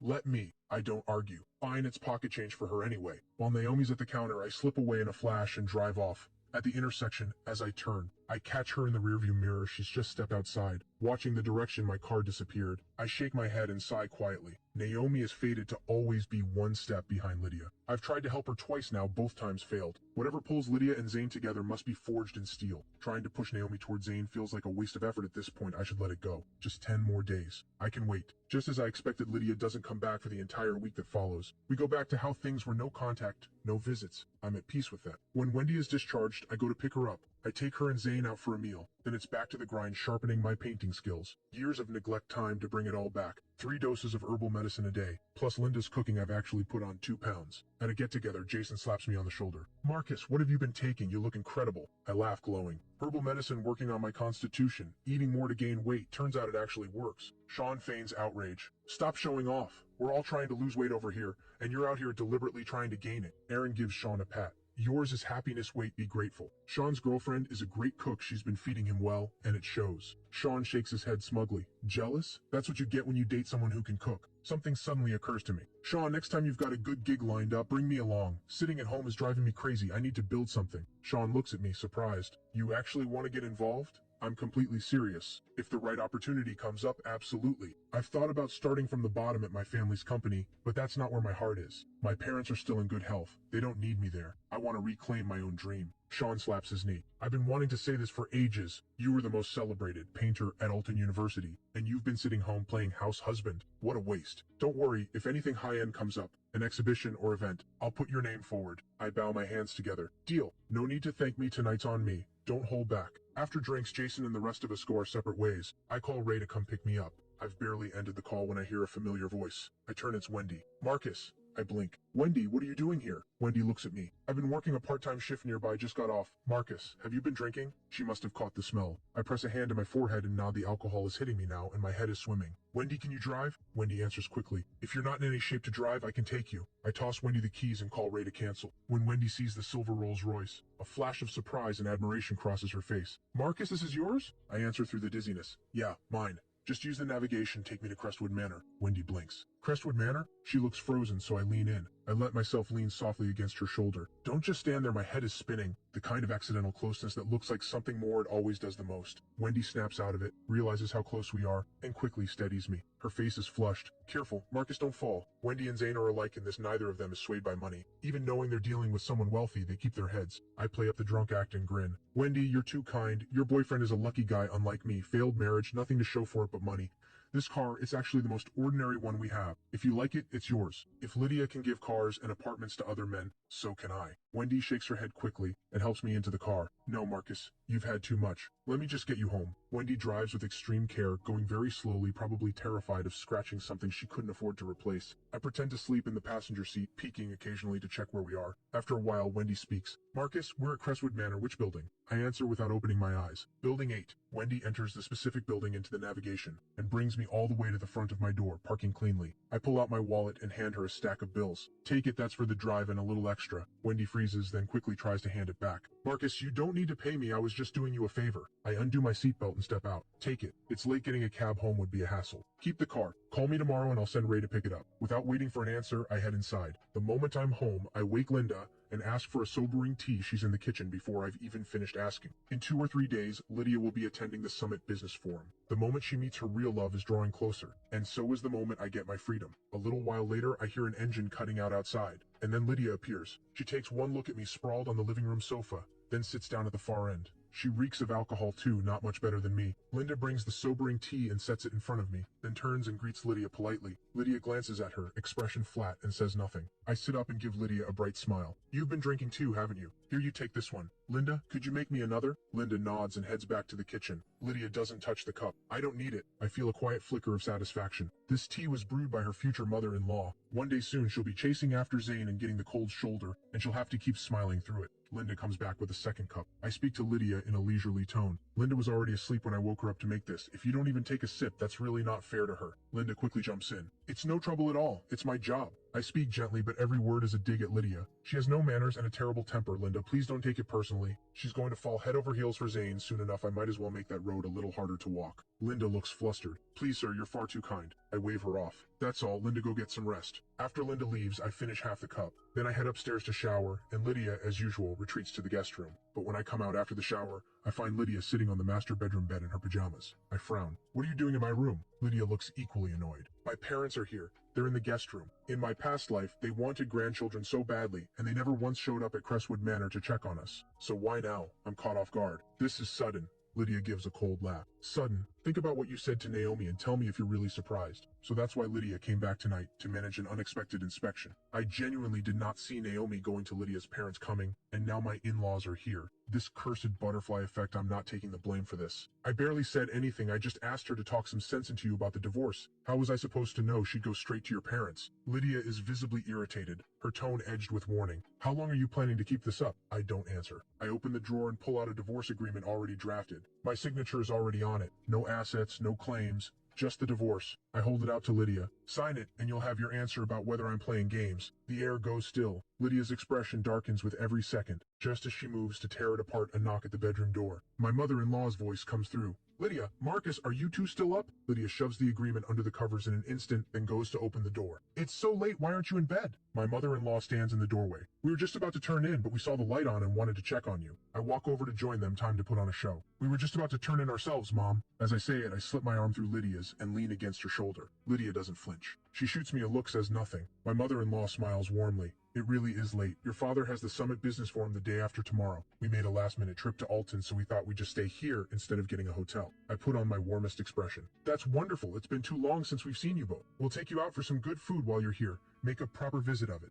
All right, you two get some sleep, don't stay up too late. My mother-in-law turns and walks away. In my past life, I had always gotten one thing wrong. I thought Lydia was a free spirit who rarely listened to her family, and I had poured everything into her, convinced that as long as she loved me back, nothing else mattered. But then I watched her fight tooth and nail for her family's approval, all for Zane's sake. That's when I realized family meant everything to her. If only I had built a real bond with her parents, maybe I wouldn't have been the one to lose. I close the door and let out a quiet breath of relief, then lock eyes with Lydia, and the awkward silence hits immediately. You take the bed and I'll take the couch. Or should it be the other way around? Lydia drops onto the bed without a care and answers flatly, don't bother. You really think either of us would feel anything? I have to admit Lydia has a real gift for twisting the knife. I don't say another word. I just lie down on the other side. This is only the second time we've shared a bed since getting married. The first was our wedding night and she didn't touch me then either. We lie back to back like two strangers who just happen to share a bed. After a moment, I break the silence. Can you give me Naomi's number? Lydia says nothing. I roll over to look at her. Has she already fallen asleep? I feel a flash of irritation. Then her voice cuts through, cold and flat. No, fine.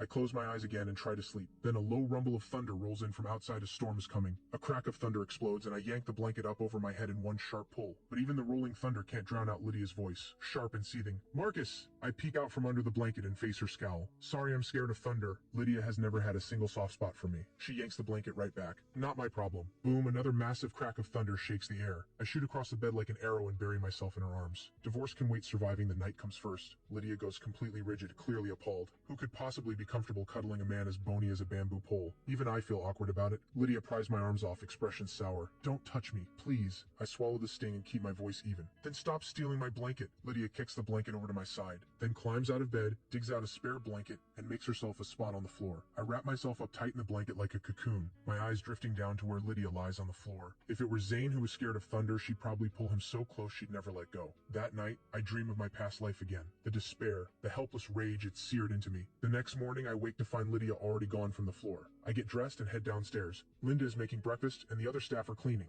My mother-in-law is out in the courtyard, trimming the flowers and plants battered by last night's storm, while my father-in-law watches from the side. I step outside with an easy smile. Mom, Dad, you're up early. My mother-in-law laughs. At our age, you can't sleep in, gotta keep moving. I walk over and casually link my arm through hers, brushing past her look of surprise and launching right into conversation. Mom, I have a friend who runs a jewelry shop. He recently got his hands on a pair of violet jadeite bracelets, absolutely stunning. He's short on cash right now, so I bought them knowing how much you love collecting jadeite. I'll pick them up in the next day or two and bring them to you. My mother-in-law has a passion for fine jadeite. She even has a dedicated display room at home. I'm playing to her weakness on purpose, working to get closer to her, not to win Lydia back. No, my reasons are far pettier than that. I want to make the road between her and Zane as rocky as possible. A little payback, that's all. And sure enough, my mother-in-law's eyes light up. Violet jadeite bracelets? Oh, bring them over, I'd love to see them. If I like them, I'll pay you for them. There's no need for that between us. I'll bring them over in a couple of days. I do actually own a pair, a gift from my own mother a couple of years ago, worth well into the millions. If it helps win my mother-in-law over even more and makes her harder on Zane down the line, it's worth every penny. My mother-in-law pats my hand warmly.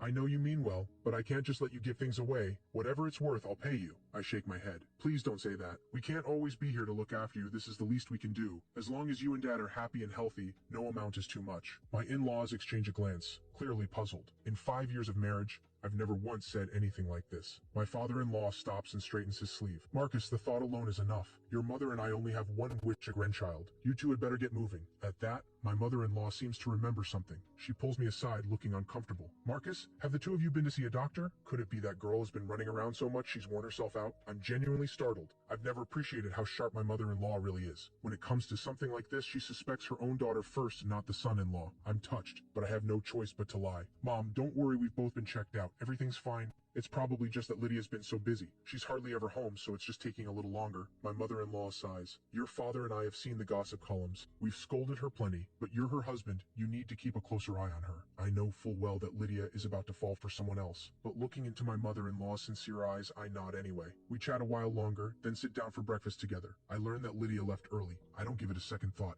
My attitude toward her now can be summed up in one word: indifference. After breakfast, I get in my car and drive straight to the hospital time to settle a score with Naomi. Naomi has just finished her rounds and barely makes it back to her office before I'm blocking the doorway. I give her a smile that never reaches my eyes. Dr. Naomi, got a few minutes? Naomi's fair, delicate face is completely expressionless. No. I sit down beside her anyway. You're avoiding me because you feel guilty, aren't you? I asked you to talk Lydia into a divorce instead. You talked her parents into coming to Crestwood Manor. Since when are you such a noble crusader for other people's marriages? The type who'd tear down 10 temples before breaking up one couple. Naomi glances at me, her tone flat. Her parents asked how things were between you two lately. I simply told them you wanted a divorce. I nearly lose it. Did this woman trade her emotional intelligence for her looks? Out of everything she could have said, she chose that one line, and now what are my in-laws supposed to think of me? Just as I'm pressing my hand to my forehead in frustration, a nurse calls Naomi away. I'm left alone in the office. My eyes land on her thermos. Without hesitation, I dig a cigarette butt out of the trash and drop it right in. Serves her right, I mutter under my breath. Restless and irritated, I leave the hospital. With nowhere to be and nothing to do, I wander for a while before heading back home. It's just around noon, and the smell of lunch drifts through the air, rich and inviting. Lydia sits in the living room with her parents, the atmosphere heavy. The moment my mother-in-law sees me, her expression softens. Marcus, you're back.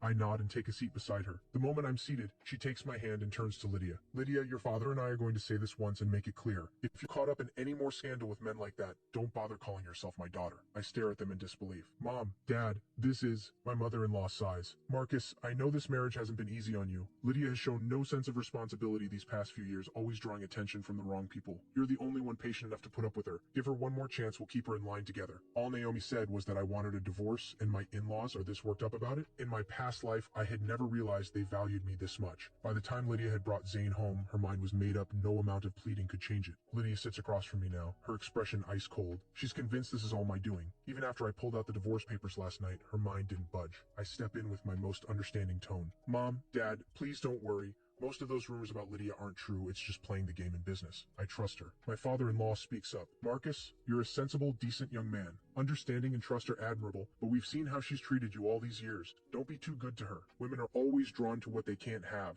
The more you give, the less she values it. It's always what's out of reach or already gone that feels most precious. I'm both touched and quietly amused. Lydia, on the other hand, looks absolutely furious. I nod like an obedient son-in-law. I hear you, Mom. Dad. Linda comes over. Sir, lunch is ready. My mother-in-law glances at Linda with approval. Something smells wonderful. I give a meaningful smile. Linda is an incredible cook. Mom, you should come and enjoy her cooking more often. My mother-in-law chats with me as we head to the dining room. I'm heading back in a couple of days, but look at you, you're so thin. You really should put on a little weight. I want to tell her. There will be plenty of chances for that. It's a rare family meal, but Lydia sits through it in stony silence. I keep the conversation warm and lively with her parents. Then Lydia's phone buzzes. She checks it and her eyes flick straight to me. I have no idea why, and don't dwell on it. It's not until after lunch, when we've retreated to rest, that Lydia comes looking for me. She holds up a photo in my face. Did you do this? It's a photo Naomi sent to Lydia, a cigarette butt floating, in the tea inside her thermos jarring, to say the least. I don't flinch. That was me, she shouldn't have ratted me out. Lydia pockets her phone and narrows her eyes at me. Marcus, have you lost your mind? What exactly are you trying to do? The old me barely had any contact with Lydia's friends, and now I'm dropping cigarette butts in Naomi's thermos. I answer calmly. I haven't lost anything. I've just had a change of heart. Lydia, I've given you 10 years, my youth, my feelings, everything. If you're never going to feel anything anything for me, then I'm done waiting.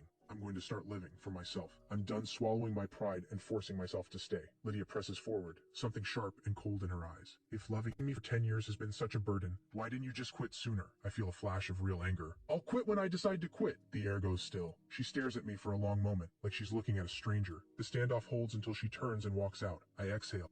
I sink onto the bed, a hollow feeling settling in my chest. That afternoon, the moment Lydia leaves, I head out right after her. Every other time I've come by, Zane has been there. But the one day I had plans with Naomi, Zane was nowhere to be found. The timing is almost poetic. The usual black coffee, bro? Zane looks sharp behind the counter. Bright smile, easy manner, good with every customer. I smile. Actually, anything sweeter you'd recommend? Zane perks up. Sure, a cappuccino or a macchiato, both great choices. Either one gives you this sweet, warm feeling, kind of like falling in love. I consider for a moment. I'll take a macchiato. The macchiato is sweet, all right, but it tastes nothing like love to me. If anything, I'm the black coffee bitter to the core, and Zane is the macchiato sweet, warm, effortlessly likable. I watch him between sips, quietly calculating the timing of his and Lydia's fated meeting 2 days from now. The Summit Business Forum starts at 9:30 in the morning. Zane, working as a part-time greeter, will be at the entrance well before that. The moment Lydia walks in, she'll see him and Cupid's arrow will do the rest. I catch Zane while he's clearing a table. Hey, Zane looking for any other part-time work? I can get you a tutoring gig, starts tomorrow. Decent pay. Zane looks genuinely grateful but shakes his head. That means a lot, bro, but school starts in a few days. After this greeter job wraps up the day after tomorrow, I'm heading back to campus. I pause. Right, the new semester is almost here. I move too slowly. If I'd said something a few days earlier, I might have actually kept Zane away from Lydia, but then again, thinking about how drawn Lydia and Zane are to each other. Block this meeting and there will be a second, a third. Fate has a way of finding itself. I take another sip and smile. Don't mention it. Just thought of it on a whim. So you're leaving this job too? Zane glances around the cafe, a hint of reluctance in his eyes. Yeah, school calls. Then he flashes a cheeky grin. I'm gonna miss you, bro. I don't quite know what to do with that. If Zane ever found out the truth about everything, he'd probably want nothing to do with me. Another customer walks in, and Zane goes to greet them. I exhale, get up, pay, and leave. I probably won't be coming back to this little cafe after today. The wheels of fate have already started to turn. Watching it all unfold again from the sidelines, it's no easier the second time around. The incident with Naomi already showed me just how powerful the butterfly effect can be. More changes are coming, things I'll have to deal with as they come. With her parents staying at Crestwood Manor, Lydia comes home for lunch and dinner every day,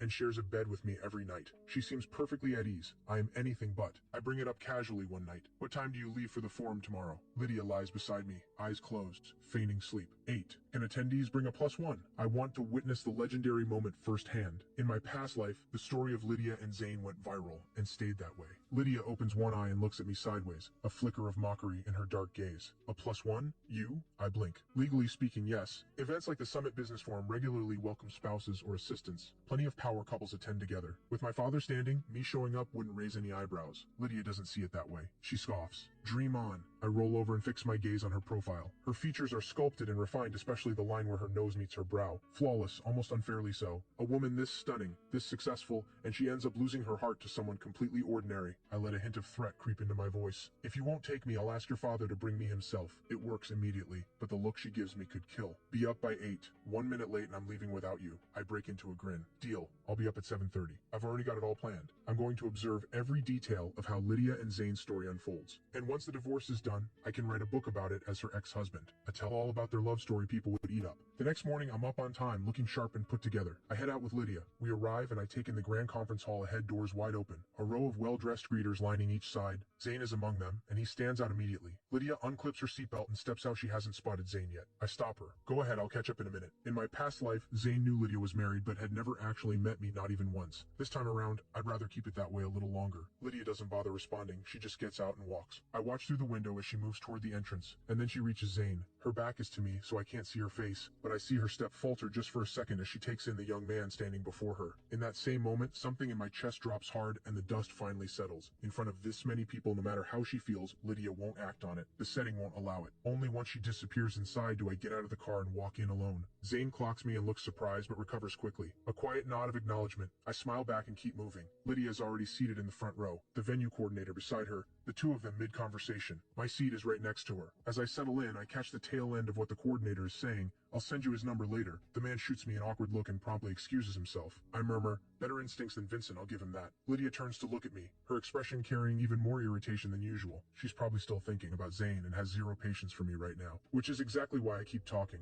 Last time Vincent sat next to me for ages and didn't recognize me at all, Lydia replies without looking up. Sounds about right. So are you saying it's normal that he has no instincts? Or normal that I'm basically invisible? Lydia says nothing. She's watching Zane make his way toward us, and her eyes hold a brightness I've never seen before. I recognize recognize it. It's the exact same look I had the first time I ever saw her. But as Zane approaches, his eyes go straight to me, not a glance at Lydia. I appreciate that more than I expected. It makes me think maybe Zane really does genuinely love Wendy. How else could he miss the intensity burning in Lydia's eyes right beside him? Zane is making the rounds with earpieces. He sets one down in front of me with a polite smile, gives me a warm grin, then turns to Lydia with the same open, easy smile. And for once, Lydia actually smiles back. Thank you. That small moment says everything. Zane already means something different to her. Zane glances at her once more. A flicker of something stunned crosses his expression. One simple thank you from her, and the tips of his ears go red. I wonder, was Zane ignoring Lydia earlier because he was afraid of exactly this? The moment passes, and the forum gets underway. The discussions center on joint development between Alton and Carlton and the surrounding regions. Alton has grown at an impressive pace in recent years, and with most of its markets nearly saturated, expansion is the next move. I don't know much about any of this. I catch bits from my father, from Lydia, from my father-in-law, but mostly I'm lost in my own thoughts. After the forum wraps up, my father finds me. Marcus, what are you doing here? Nothing to do at home.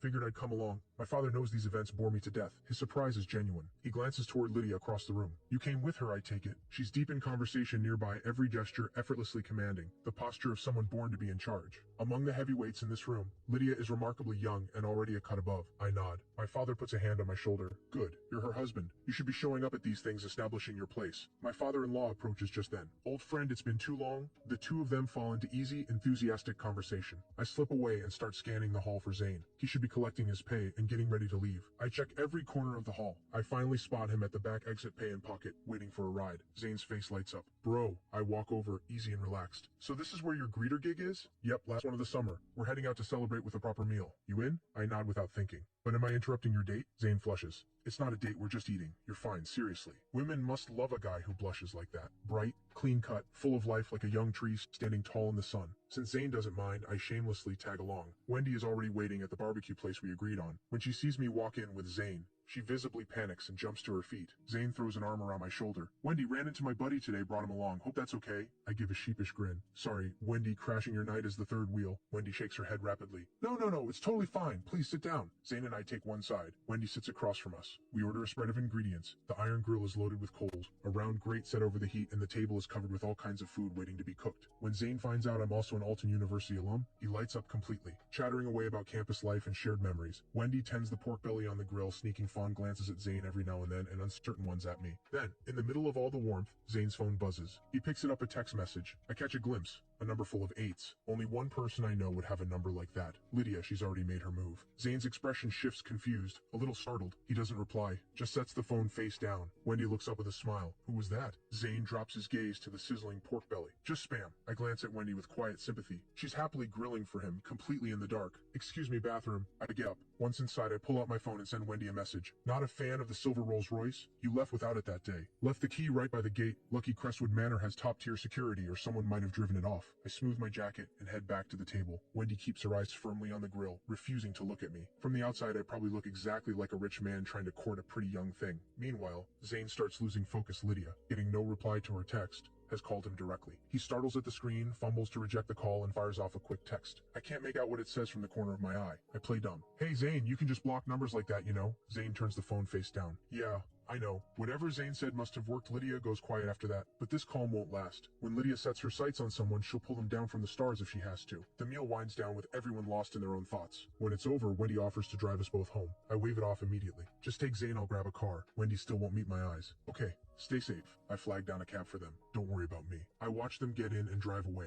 Then I call Ray to come pick me up. 15 minutes later, Ray pulls up. I look at his blank, utterly loyal face and let out a sigh. Ray, if only Lydia were always on call like you. Ray blinks. Sir, would you like me to contact Miss Lydia? I press a hand to my forehead. Just drive, please. Ray nods and drives me back to Crestwood Manor. My in-laws are home. Lydia isn't. My mother-in-law looks up as I walk in. Marcus, where's Lydia? Didn't she come back with you? We ran into some friends after the forum and grabbed dinner. I assumed she'd already made it home. If I know Lydia and I do, she won't be coming home tonight. Her mind is already somewhere else entirely. My father-in-law's expression darkens. We haven't even left for Carlton yet, and she's already staying out all night. If we weren't here, she'd treat this place like a hotel. He waves his hand in frustration. Call her. If she doesn't pick up, call every friend she has. My mother-in-law gives me a meaningful look. I hand her my phone without a word. Better to step back and let her handle it. My mother-in-law doing the scolding will land harder. I may not know Lydia's friends well, but I have their numbers. All except Naomi. My mother-in-law scrolls through the contacts and starts calling on speaker. After 4 or 5 attempts, Stella's voice comes through. Lydia, it's your brother-in-law calling. Lydia's voice impatient as ever. Don't answer. Every word of it lands loud and clear for the three of us. There's laughter in the background, other people egging her on. In their eyes, I'm nothing more than an unloved, bitter husband. Then Stella's voice drops. It's her mom. The laughter cuts off instantly.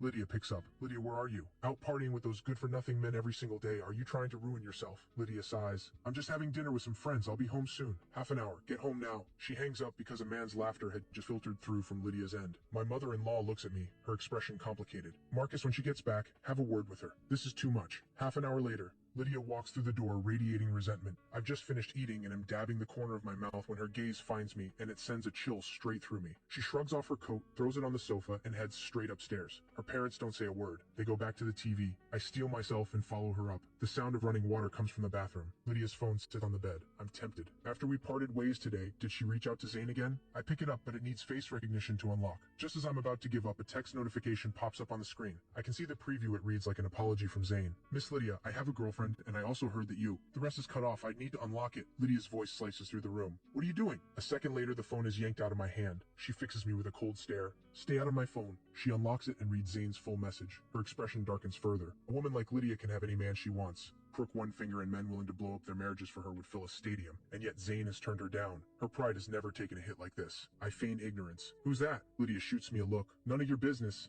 I smile. I'm guessing the rest says something like, I heard you're married, and I hope you'll honor that commitment. Something along those lines? I know Zane. That's exactly the kind of thing he'd say. Lydia sits on the edge of the bed. So? I reach into the drawer and pull out the divorce agreement revised this time. I've added a new condition. 3% of the Lydia Group shares. She reads it and actually laughs. 3%? Marcus, that's quite an appetite. The Lydia Group has shareholders at every level. Many of them hold less than 3%. I hesitate. How do I put this delicately? That if she won't agree to this now, she'll end up giving far more later? He turned you down because you're married, right? So just pay a little to get out of this marriage, and you can go after him without anything holding you back. Lydia raises an eyebrow. You think he's worth it? That stops me. Worth it? She would eventually give up everything for him. She probably hasn't figured out her own feelings yet, which is why she can say that without shame. I sigh, tear up the agreement, and drop it in the trash. I'll wait a while longer and come back with 10% next time. Lydia watches my every move with cold eyes. I take my mild defeat to the bathroom. When I come back out, Lydia's on the balcony, phone to her ear, a cigarette between her fingers, the night breeze carrying the smoke inside. I cough. She glances back, ends the call, drops the cigarette on the floor, and grinds it out with her heel. I straighten my collar and say deliberately, you couldn't at least toss it in the bin? Linda has a hard enough job as it is. I've been especially thoughtful with Linda. She handles all the meals, brews my herbal remedies, and takes care of the master bedroom on top of her regular duties. I pay her more than the others, and she's deeply grateful for it. Lydia scoffs. That's literally what they're paid to do. If it's too much, they can find another job. I shake my head. She'll regret that attitude someday. Lydia drops onto the bed. Then my phone rings Wendy. I'm surprised. The moment I pick up, her voice hits me desperate, unraveling.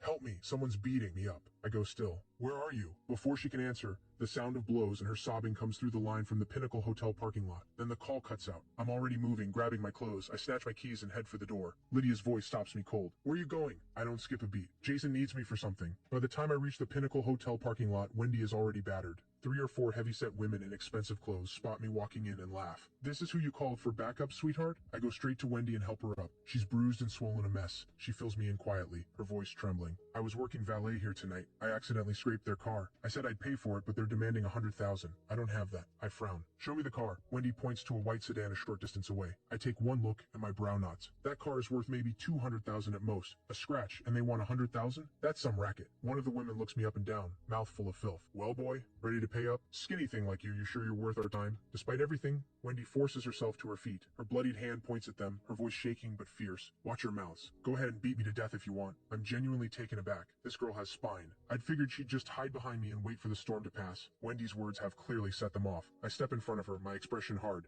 Give me 3 minutes. I make a call. This is the Pinnacle Hotel's turf, and Wendy is literally a hotel employee. Someone from management should have stepped in by now, but there's been no sign of anyone. The woman sneers. Calling for backup? Honey, we're somebody in Alton. You bring 10, we'll bring 100. Try us. I've never heard of her. Just a bunch of low-level thugs playing dress-up. I end the call. Less than 3 minutes later, the general manager of the Pinnacle Hotel is standing in front of me. He greets me warmly. Mr. Marcus, what brings you here tonight? I keep my voice calm. A friend of mine works here part-time. She's been assaulted by these women. I trust you know how to handle that. The manager spins around. You three assaulted a guest of Mr. Marcus? The women go quiet. The Pinnacle Hotel is one of Alton's premier 5-star establishments. They know exactly what that means. Sometimes power is the only language that works. Even the most arrogant people fold when they have to. The women who were so aggressive moments ago, not even knowing who I am, are now bowing their heads in apology under the manager's stern gaze. They even hand over compensation for Wendy's medical expenses. As they slink toward the exit, I speak up. Hold on. I turn to Wendy. Slap each one of them. Wendy stares at me, frozen. Getting the money back was already more than she'd hoped for. Hitting them back hadn't even crossed her mind. I take her by the hand and walk her right up to them. Don't be scared. Watch how it's done. I swing my palm hard across the face of the nearest one. The other two follow. All three are seething, but none of them dare to fight back. My palm is still stinging when I wave them off. Get out. The parking lot goes quiet. The hotel manager offers to treat me to tea. I have no interest in sitting down with a near stranger at this hour. I decline. Wendy, on the other hand, is still in a daze. She hasn't fully come back to herself since the moment I threw that first slap. I reach out and take her hand like it's the most natural thing. Come on, let's get you checked out. I walk her out to the street where my car is waiting. Wendy pulls back slightly. I can go on my own. I give her a look. Stop talking. On the way to the hospital, she opens up and I learn the full picture. Her father slipped and hurt his foot a few days ago and is currently in the hospital. She's been scrambling to pick up as many jobs as she can before school starts, trying to cover her tuition. She called me because something told her I'd be able to fix it. And just like that, I start to understand something why Zane slowly fell in my past life. When you're backed into a corner you can't escape, and someone shows up, waves a hand, and clears the sky just like that who wouldn't be moved. No one chooses where they start, but everyone can choose a shortcut if one appears. Once Wendy's injuries are seen to, I drag myself home, exhausted. I shower and pull back the covers. Lydia's voice comes out of nowhere.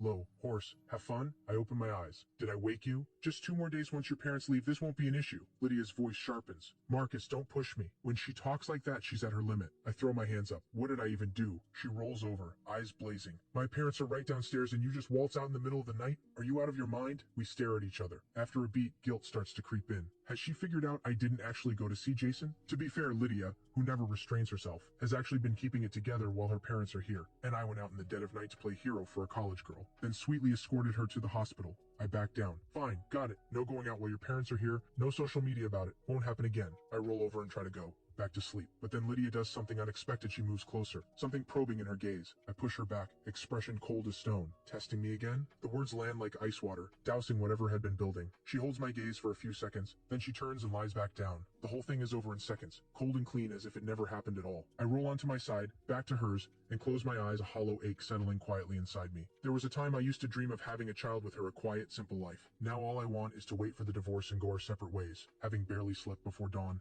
I don't wake up until noon. I check my phone to find a few messages waiting. One from my mother-in-law, they've had to head back to Carlton unexpectedly. One from Sean asking if I want to take on a concert appearance. And one from an unknown number. The content stops me cold. It's a photo me and Wendy walking out of the parking lot last night. The angle makes it look intimate. Wendy's visible injuries make it look worse. I sit with it for a full minute, running through every possibility. Paparazzi? Or someone connected to those women from last night? My father and wife are both high profile, but I've always stayed under the radar. Since the marriage, I've barely even seen Jason. Why would anyone be tailing me? I can't think of a reasonable answer, so I just call the number. It's picked up and immediately cut off. I send a text instead. Who is this? Can you tell me your name? If that photo gets out, it won't matter that Wendy and I are completely innocent. The internet crowd will have a field day. I just want to keep my head down. Going viral is the last thing I need. The reply comes quickly, 3 words. It's Naomi. I nearly choke. She was at the Pinnacle Hotel parking lot last night and she took that photo. She'd already had her suspicions about me and Wendy back at the hospital. There's no talking my way out of this one. I text back immediately. That is me in the photo, but you've got it wrong. Let me take you to dinner. I'll explain everything.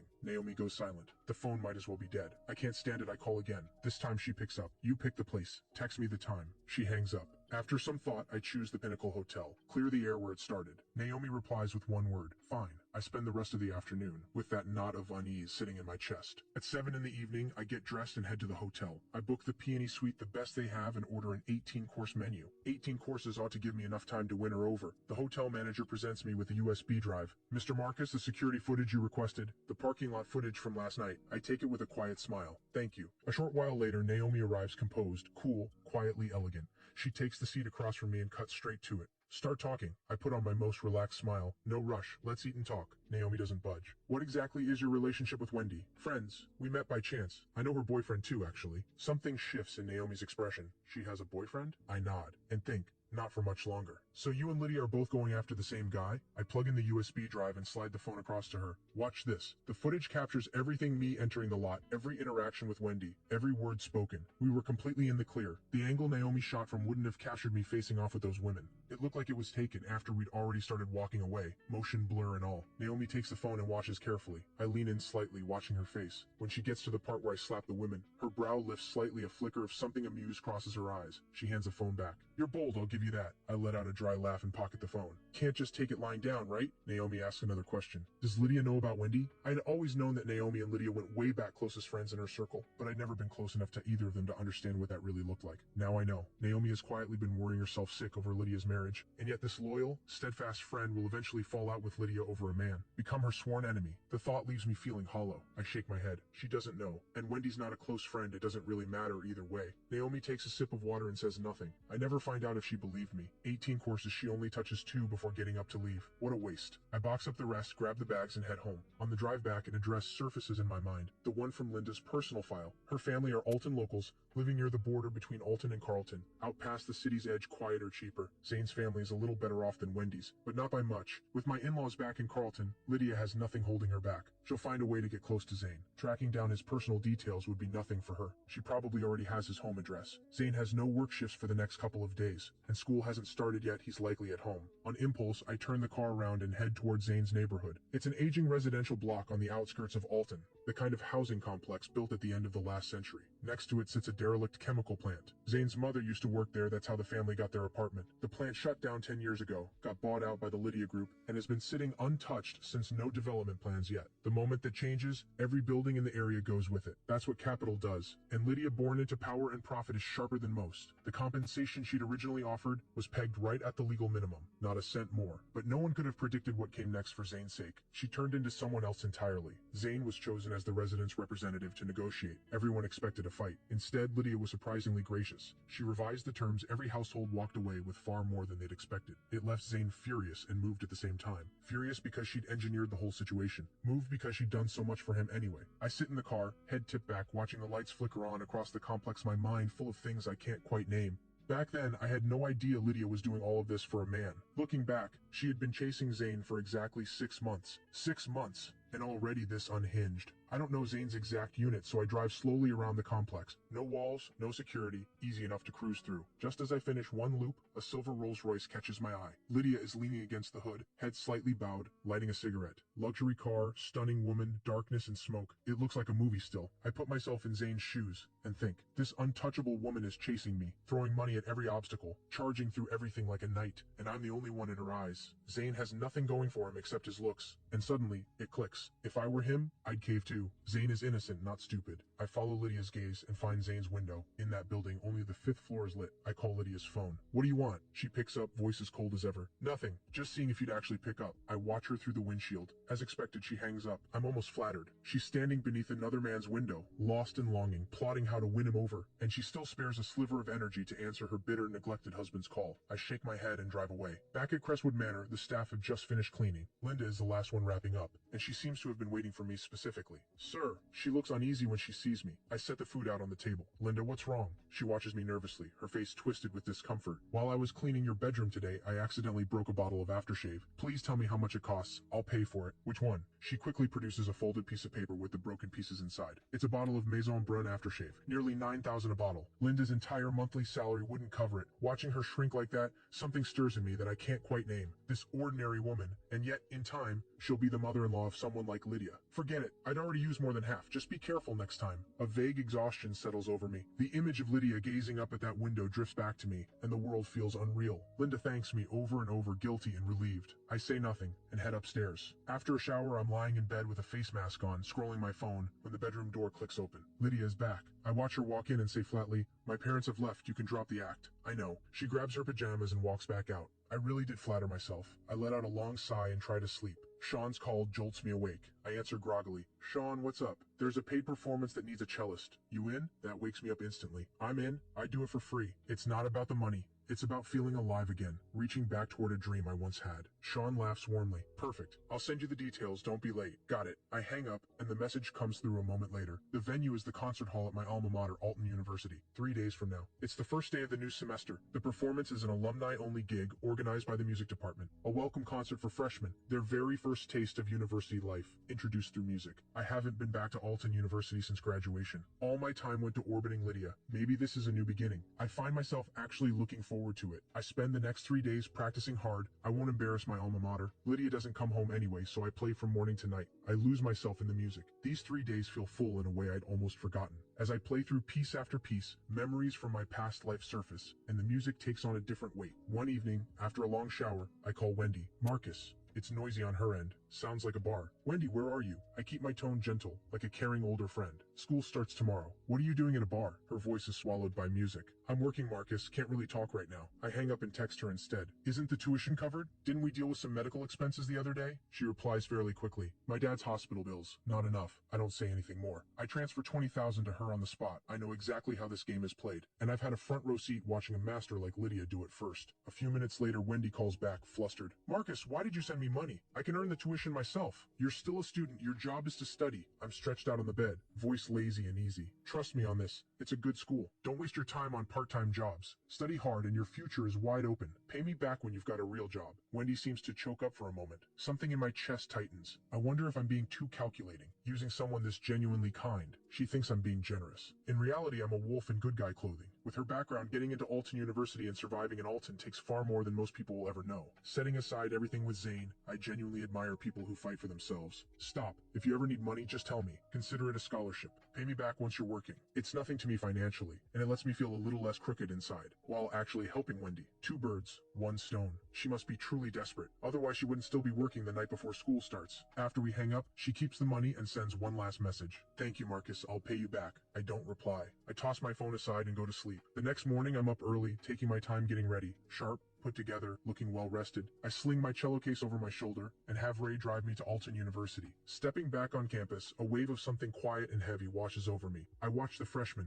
bright-eyed, buzzing with energy, and I remember what it felt like to be one of them. I was elated back then. Getting into the same university as Lydia felt better than winning the lottery. I follow my memory to the concert hall. Every music student passes through here at some point. Floor-to-ceiling glass walls wrap around the space, with a tiered performance stage at the center. 52 alumni are here today to perform the Blue Danube Waltz. Positions are quickly assigned, and everyone takes their place. No rehearsal, no run-through, just shared instinct. These are all Alton University's finest, and no matter how many years the world has worn them down, the talent is still there. As the melody rises, I feel the warmth and sweep of it move through me. My whole body relaxes. More and more students gather to watch, and the makeshift ensemble plays with growing energy, moving through one classic after another. They don't stop until noon. The applause washes over me, and I drink it in. I scan the crowd, and there's Wendy, eyes bright and shining, fixed on me. She gives a shy little wave. I smile and nod back. When the ensemble breaks up, I walk over. Wendy, Marcus, I didn't know you played cello. That was incredible. She doesn't hold back. I studied cello here, actually. I walk with her, cello on my back. I think guys who play music are just so attractive. The bruises on Wendy's face have mostly healed, though faint marks still linger at the corners of her mouth and eyes. She has such a gentle sweetness about her. For a moment, I wonder, is that aimed at me? My Zane studies music too, but he's in vocal performance, not an instrument. Same path as Sean, then, heading toward a career as a vocalist. I quietly let out a breath. I was reading too much into it. She's clearly devoted to Zane. Trying to poach her away was never going to be easy. Once Lydia manages to pry Zane loose, maybe then there'll be an opening. This was never about love anyway, just evening the score. Zane himself appears just ahead, young, glowing, radiating the kind of easy warmth I've never quite had.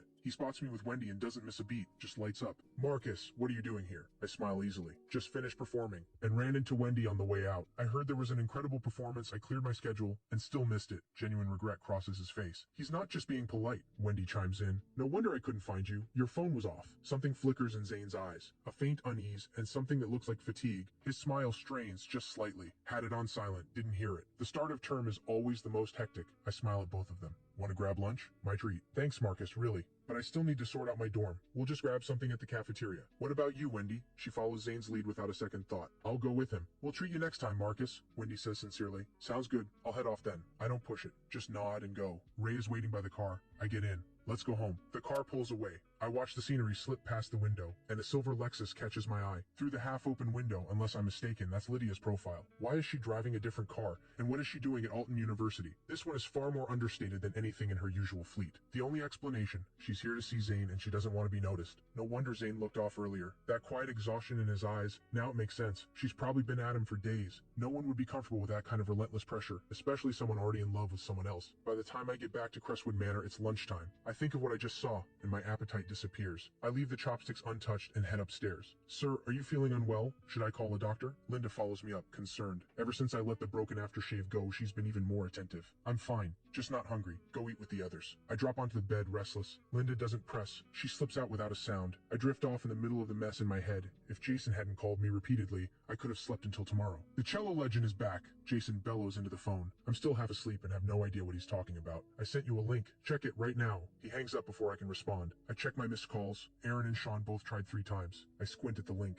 It's a video. Footage from today's performance at the concert hall. I'm sitting on the far left. Someone filmed the whole thing. The camera keeps zooming in on me, lingering, like whoever was filming had a crush. The comments are flooded with shameless flattery. Brooding and handsome. The legend of Alton University's music department. I read through it all and feel completely awake. Who doesn't love being praised? It's the first time I've ever felt this. People have complimented me my whole life, but almost always because of who my father is. Being liked purely for myself, that's new. Jason calls right on cue. Well, didn't see that coming, did you? You're famous. I'm in a genuinely good mood. Honestly, a little surprising. Good to know I've still got it. Of course you do. You had people lining up for you back then, and you chose to be Lydia's lovesick lapdog. Jason still hasn't forgiven me for that. The past is the past. I'm over it now. Then come drink with us. We've got nothing going on. We could turn you into an influencer. Then the 4 of us start. A band. Sean on vocals. Us 3 as the backing act. Perfect. I laugh despite myself. Only Jason could spin something this absurd. Forget all that. Where are you? Let's get dinner. No drinking. I haven't eaten all day. The weight gain plan must go on. Jason agrees without missing a beat. Done. I know a tea room. Food beats any 5-star hotel. Sending you the address. Address received. I change and head out. I don't expect to run into my father at the entrance. He's outside chatting with a few friends. Looks like they've just finished eating. Dad, what are you doing here? He's as surprised as I am. His friends glance over, and one of them is quick to speak up. Hey, isn't your son that guy online? The one playing cello today? He's everywhere right now. My father has clearly seen it. Pride crosses his face, but his voice stays measured. Famous for what? He studied cello in university, hasn't touched it properly in years. And he's still that good after years away? Your son is something else. Handsome too. Looks like someone destined for great things. I stand there soaking up the over-the-top flattery, pleased and embarrassed at once. I'm lean and tall, hardly the picture of prosperity. Jason calls to hurry me up. Dad, my friend's waiting. I'll head in. Go on.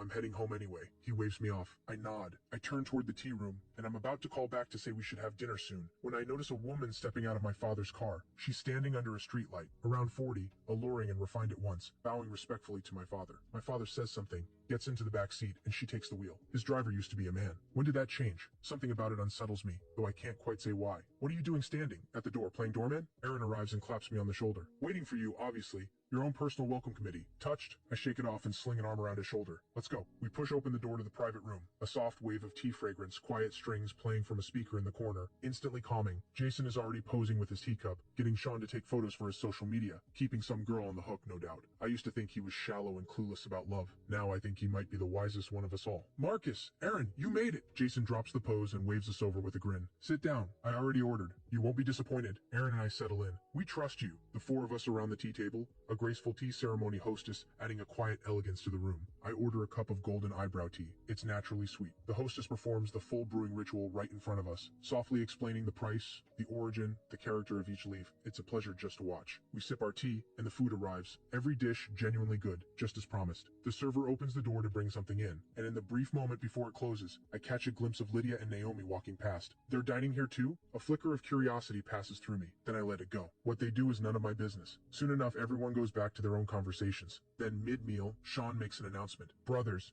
Claire and I are getting married. I nearly choke on my food. Jason and Aaron both stare. Are you serious? You're actually walking into that? A tomb for others, maybe. For us, it's a castle. Sean is completely sure of Claire. They're well matched in looks, and Claire's family can't compare to Sean's. She wouldn't dare treat him badly. You can't trust any of them, Sean. Don't let love make you stupid. Jason grabs his shoulder hard. Wake up. At least wait another 6 months. Sean knows we mean well. He doesn't get angry. He just laughs and brushes Jason's hand off. You've all got such a bleak view of marriage. I'll change that. Jason tries to keep pushing, but I catch his eye and he reads the room. There are limits to how far even good friends should go. I need to use the bathroom. My stomach is acting up. I excuse myself. I head right out of our room, pass a door, and hear Stella's voice. Lydia, is this actually love? I stop and listen. Monica chimes in with obvious amusement. Too bad the guy won't give you the time of day. Even Lydia's charm has its limits. He has a girlfriend, Lydia. Let it go. College boys are everywhere. That's That's what her circle of enablers does. Never stop her, just cheer her on. And I understand, in their minds I barely count as Lydia's husband. Then Naomi's voice cuts through, cool and clear. What about Marcus? I actually feel a little bad about the thermos incident. The cigarette butts thing was too much. Silence in the room. Then Lydia's voice, slow and unbothered. Please, it's not love. It's just the thrill of wanting something I can't have. You always want what's out of reach. Whatever she says next, I don't hear it. My stomach won't wait any longer. Back home, Lydia goes straight to the study. I shower and get ready for bed. I barely finish drying my hair when she walks in.